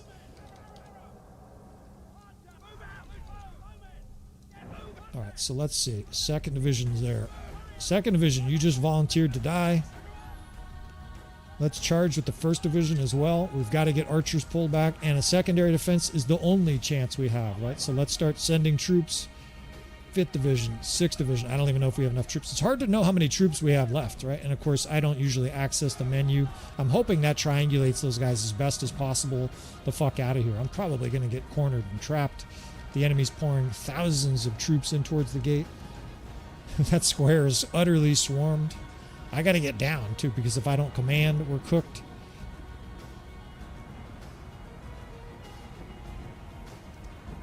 All I hear is yelling and screaming. And I don't think we have enough high-level troops to pull this off. I'm getting swarmed. We don't even get to use our beatdown stick. We got some archers up there, but we're also being absolutely torn apart and zerged. You know, fucker. What do we have here? Let's see. 2nd Division, get here. We got to split that. We have the 5th is here. Oh shit, there's already troops behind me, you bitches. It's usually at your most pressed moment that the enemy fights better than they've ever fought before. Like, if we were winning this siege easily, they would have all been one shot there to every single attempt. These guys right here, charge. We need the time. I don't know if I have any other troops coming. And I think our archers, this is the problem with this situation. I think our archers, reinforcements, are between us. In fact, 23. You see those 50 archers right there? Those guys are dead men because they are separated from our forces here. When you do a secondary defense like this, you don't want to do it in a fractured manner like this. Very difficult to pull off. If I had really good infantry here, we could make defensive squares, but these guys are being shredded. Let's see, 48. And thanks goodness we had some success earlier with these sieges, right? Because this one is going to end fast. I have no square. I have no capacity to stop the enemy from pouring in. And look at that. You see that over there? Those are our archers on the wrong side of the city. This is probably the hardest part of a secondary defense is it needs to be coordinated. Well, how are you going to coordinate it if you're getting blasted, right? Getting trucked. Now, the troops that are dying are buying us time, but all that's doing is buying time for the inevitable. They can't get here. Those 115 guys through there, because they're not coming out from the back, which is a problem, right? The reinforcement system should definitely put those troops behind us, right? They should come like out of the citadel, not, oh shit. Well, now we're with the serfs over here getting butchered. I can't even move. And it's mostly militia anyways. Well, it's too bad we didn't end with a victory, but I'm still content and had a good time with today's stream. It's also just fine to take some humble pie in life, to hold your ankle like a bitch and collapse on the ground. It would have been fun to pull off a secondary defense, and I guess we could try still, but it seems beyond hopeless. There are troops like trying to get up on the walls. What are we looking at here? Where the fuck are these troops? They're at the gate, right? So our troops are completely fractured. There's no winning this siege. What in the fuck are you guys doing?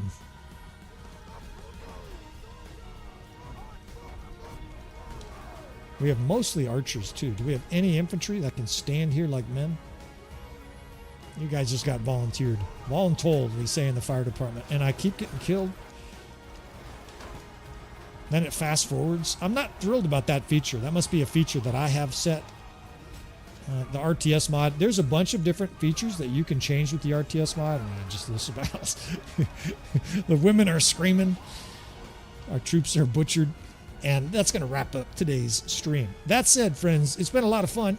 And I greatly appreciate every single one of you 220 fellas, enthusiasts that came out to watch a little Tactical Enlightenment today, to come on here and listen to me bitch about how the Nords need campaign improvements and get butchered in siege, right? To quote the Matrix, so you see, he's just a man. We have our ass handed to us plenty on the channel, and I don't mind showing you fellas because Bannerlord is difficult, and you get to a better stage. You get to the success in sieges like we had earlier in this stream through failure. Right? Failure is your opportunity to learn. Secondary defenses can be pulled off, but you need much better troops, and you can't be divided like we were at the beginning. So I'm going to hang around for 15 minutes or so. You guys have been super patient. If you've had comments or questions, troubleshooting, maybe collectively we might be able to help you fellas out. In fact, we'll just surrender here. This guy's so this is a situation. I mean, I think how it works is I could reload the save game by replacing the file, but I'm not going to bother. I'm just going to tell Terrorist's email. I got his email here. We're just going to have to tell this guy, you're fucked, dude. We couldn't help you out. And that happens sometimes. I'm trying to think if I want to. Let's not get distracted. I could do more shit, but then I can't answer questions or just chat with you fellas, right? I appreciate you guys. You guys are the Patreon supporters. Whether or not you're on the actual Patreon, coming by the channel, I greatly appreciate you fellas. So I'm happy to share my time with you. And of course, let's not forget, I'm being paid, right? Some of us are very, very lucky. Jason Montgomery, brother, thanks again for all of your support and patronage and comments over the years. You know, I know a lot of you fellas by name. I feel like a lot of you guys are basically friends, the Discord guys that swing by and have conversations. It's the community's grown by leaps and bounds, but I love that, right? Because that means that people are discovering the beauty of tactics and Bannerlord. It's great to see you fellas here. Radstar, brother, hey, from Australia. My wife and I are coming visit in a couple of years. How did I get into playing Bannerlord and YouTube? Ironically, brother, the Lord of Middle-earth, Isaac, there's a guy here at work over my shoulder. I was playing out in the communal area just on a laptop, and he was like, damn, how are you moving your troops like that? And he's like, I've been playing Bannerlord too, but I don't move my troops around like that. And I showed him for like 10 minutes, and he's like, well, you should make YouTube about this. Like, I don't think a lot of people are moving their units around in a coordinated function like that. I think people would enjoy it. So I never gave him his finder's fee. Of course, the channel is not exactly highly lucrative, but it was just one guy at work saying, you should make a YouTube channel. I laughed at him, told him he was stupid. And here we are. He doesn't look stupid today, does he? It's been a long ride, right? A lot of work just to build it up. I've laughed about it before. I've probably made $1 or $2 an hour through a lot of the buildup of the channel. When you have 3,000 or 2,000 subscribers and you just start to get into the stage where they start to pay you for your YouTube channel, you make incredibly little money. But it's also, we're playing a video game, and it's fun to have a community. And I've never wanted to be rich anyways. My wife and I will give more money away to charity than we have before because of the channel. So I appreciate you guys. We are going to work on some merchandise. My wife is an artist. She made the logo, the Headless Horseman logo. She's going to continue to be part of the project. And we're going to probably give away a bunch of t-shirts, especially to Patreon members. The back has got a little, I don't know if I made it up, but it's Carpe fucking Diem, right? Seize the fucking day. And of course the cool Tactical Enlightenment logo. I don't know how many people, maybe it'll be 6 people that wear our dorky shirts, or maybe it'll be 600. I don't know, but either way, there'll be a charitable element to it. And of course, the Patreon fellas, a lot of them will just have it shipped to them. We're working on some mugs and other things like that. I appreciate all of you fellas. We'll talk more in the future about charitable endeavors.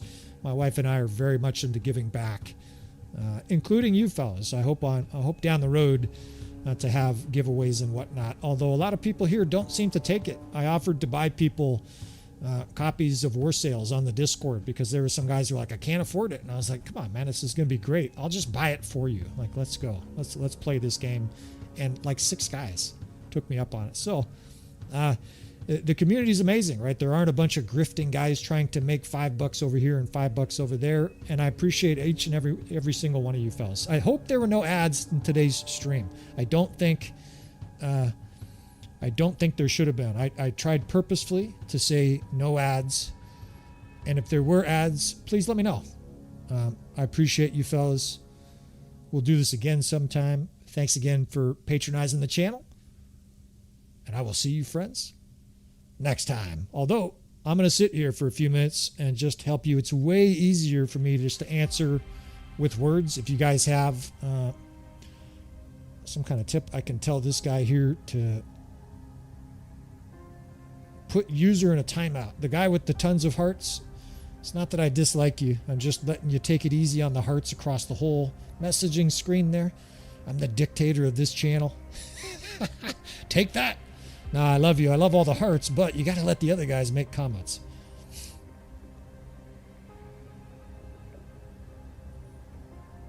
Anybody see ads? Anybody?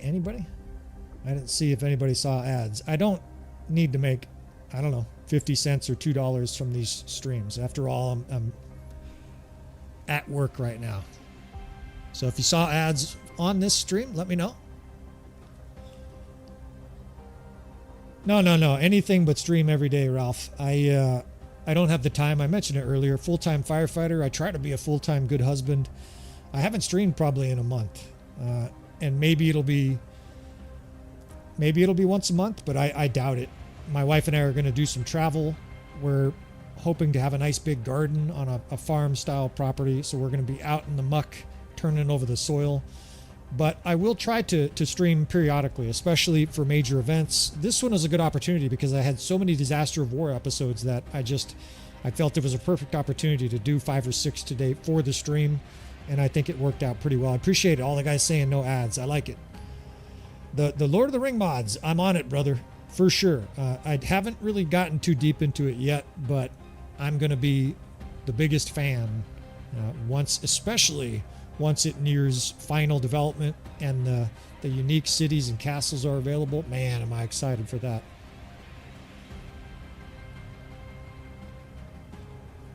This poor guy here. Some scenarios, yeah, this option is disabled due to Iron Man. We failed this guy, right? We left him rotting in a dungeon. Apologies, terrorists.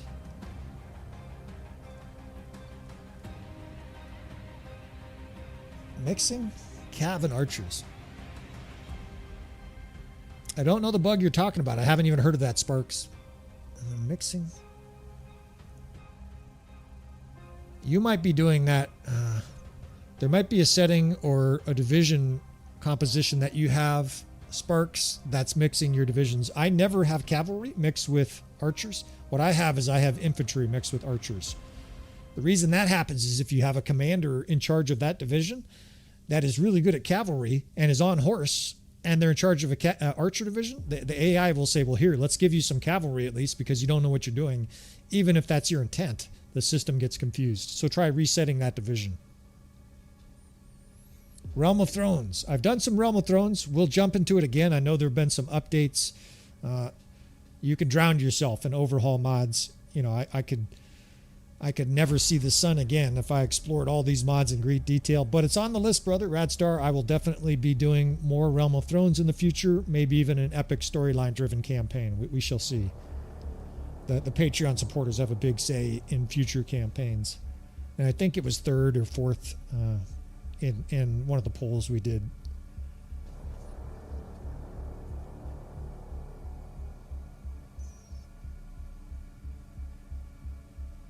Yeah, I'm impatiently waiting the Lord of the Rings mod. Now, I'm not going to wait until it's fully released. I'll be jumping in before that. You have to become one of their Patreon members, but I'm more than happy. In fact, I think I joined already.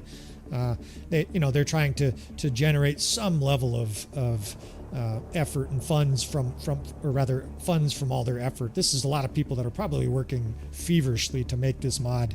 I would recommend, if you're interested in the mod, that you join the Patreon for that.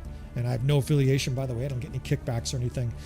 But I'm going to be joining the process earlier than the actual release. We'll be doing keep defenses. I plan on doing a whole series that's something to the effect of, well, what if Boromir had tactics? And we will reenact some of the great battles from the Lord of the Rings lore and hope to win those battles in situations where it's difficult and we have to use, the archers of Gondor in a certain way or something like that. Hopefully that'll be a good way to start the system and generate some interest and to start getting used to the mod. I think that's a good way to do it.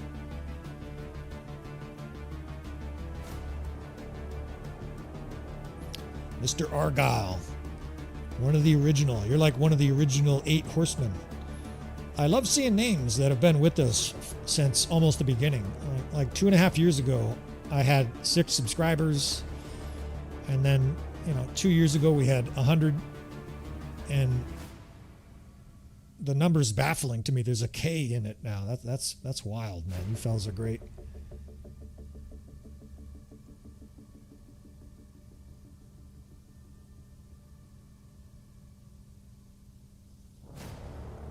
Have I tried Ferris versus the Huskarls in the sea on a custom battle yet? Yes and no.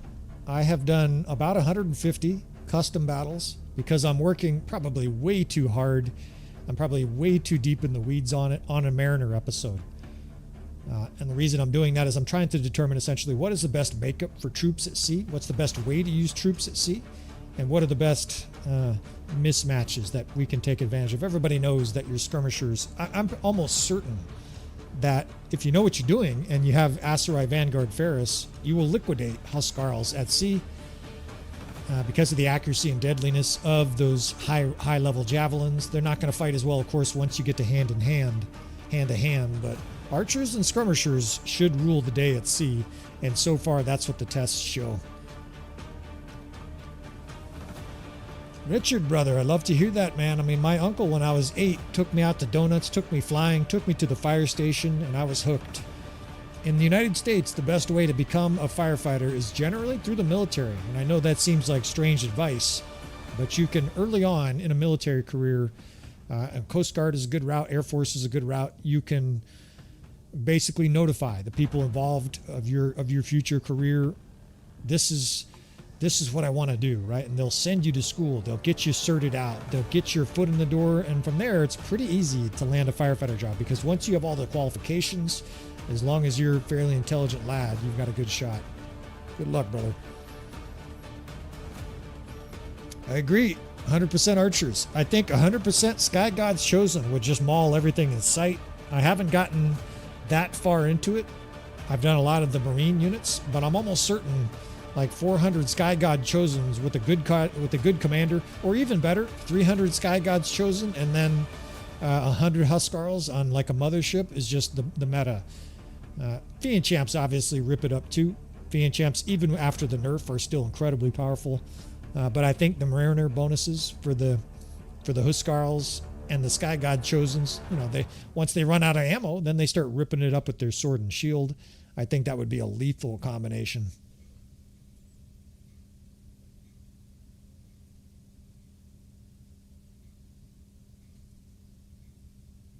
Yeah, Strat Gaming Guides. That guy, he's people, they use GOAT here. Well, for me, he's the GOAT of Bannerlord. I go to his channel still on a regular basis to acquire information.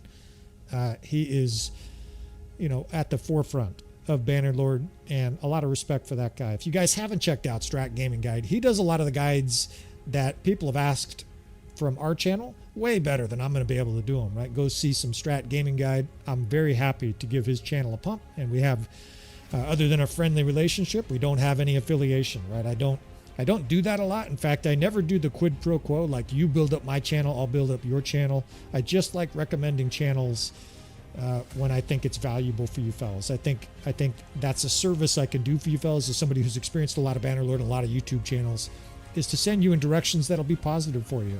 Basically, if I don't know the answer, I can send you to somebody who does.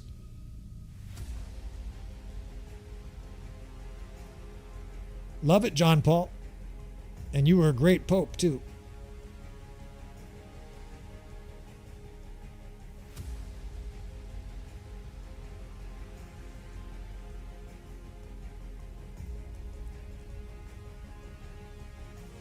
No reinforcements in ship battles. Mr. Magpie, you can get troops from your ships. In other words, some of the largest ships have troops underneath the ship or inside the ship that'll pour out into battle. But as of yet, Tail Worlds has not discussed, or at least has not openly discussed, having more ships come onto the battle scene. I think a modder will eventually fix that, but I sure wish that was part of the base game. And I think a pretty simple way to do it is just to have some of the ships either sink or sail away, just like horses that run off the battlefield. If you're in a 20 on 20 and 4 of your ships are empty because all the troops are dead, the ships should, sort of magically blow off the battlefield. They could make it look sort of realistic. It could quasi-sink or whatever, and then more ships could come in, 4 at a time. I think epic long sea battles would really make the big battles a lot more realistic, because right now when it's 2,600 versus 900, and you only have to defeat their 1,000, it's not only unrealistic, I don't want to say it's game breaking, but it's buzzkill for sure.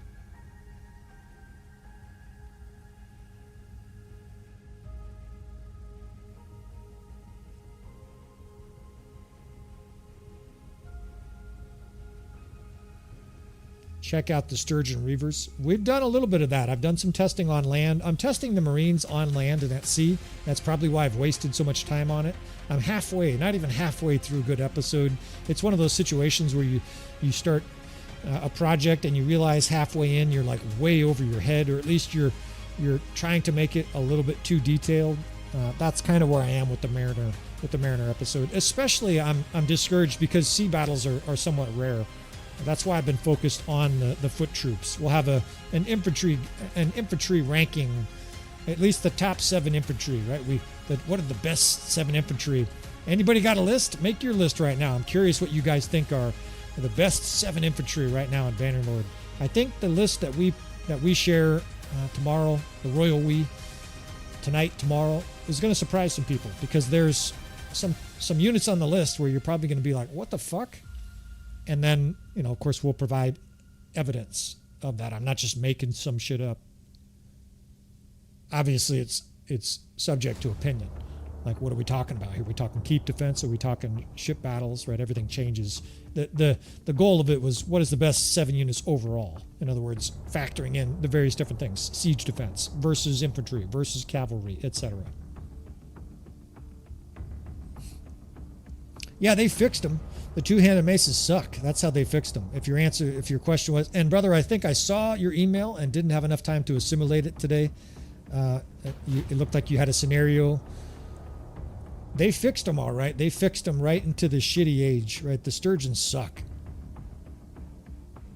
There's no way around it. And that's one of the marks we've had. Now, I didn't tell Tail Worlds the sturgeons suck. It's been more like the sturgeons could really still use a boost. I would love to see the hammers that the line breakers have club the enemy to the ground. That would be a real line breaker, right? They come in and they hit you with the hammer, and it's 50-50 whether or not you get sent flying. I think that would be both realistic and great. It would definitely boost their power.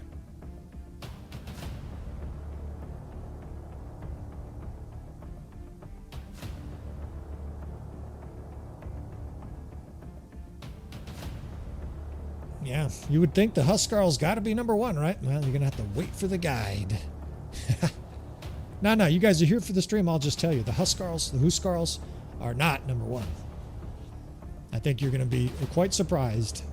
Disappointed, maybe, in the list. We'll see. And, of course, it's an opinion. It's just one old guy's opinion. You guys can have your own opinion. But I did about 10 hours of testing for it, so I think the evidence is fairly conclusive. And it'll be interesting to see what you guys think.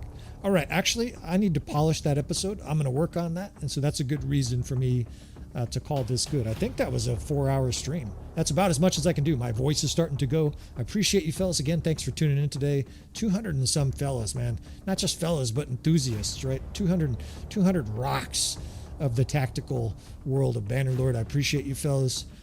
I will see you again sometimes for a live stream. Some of you guys I will see in person, right? My wife and I are traveling abroad in the next few years.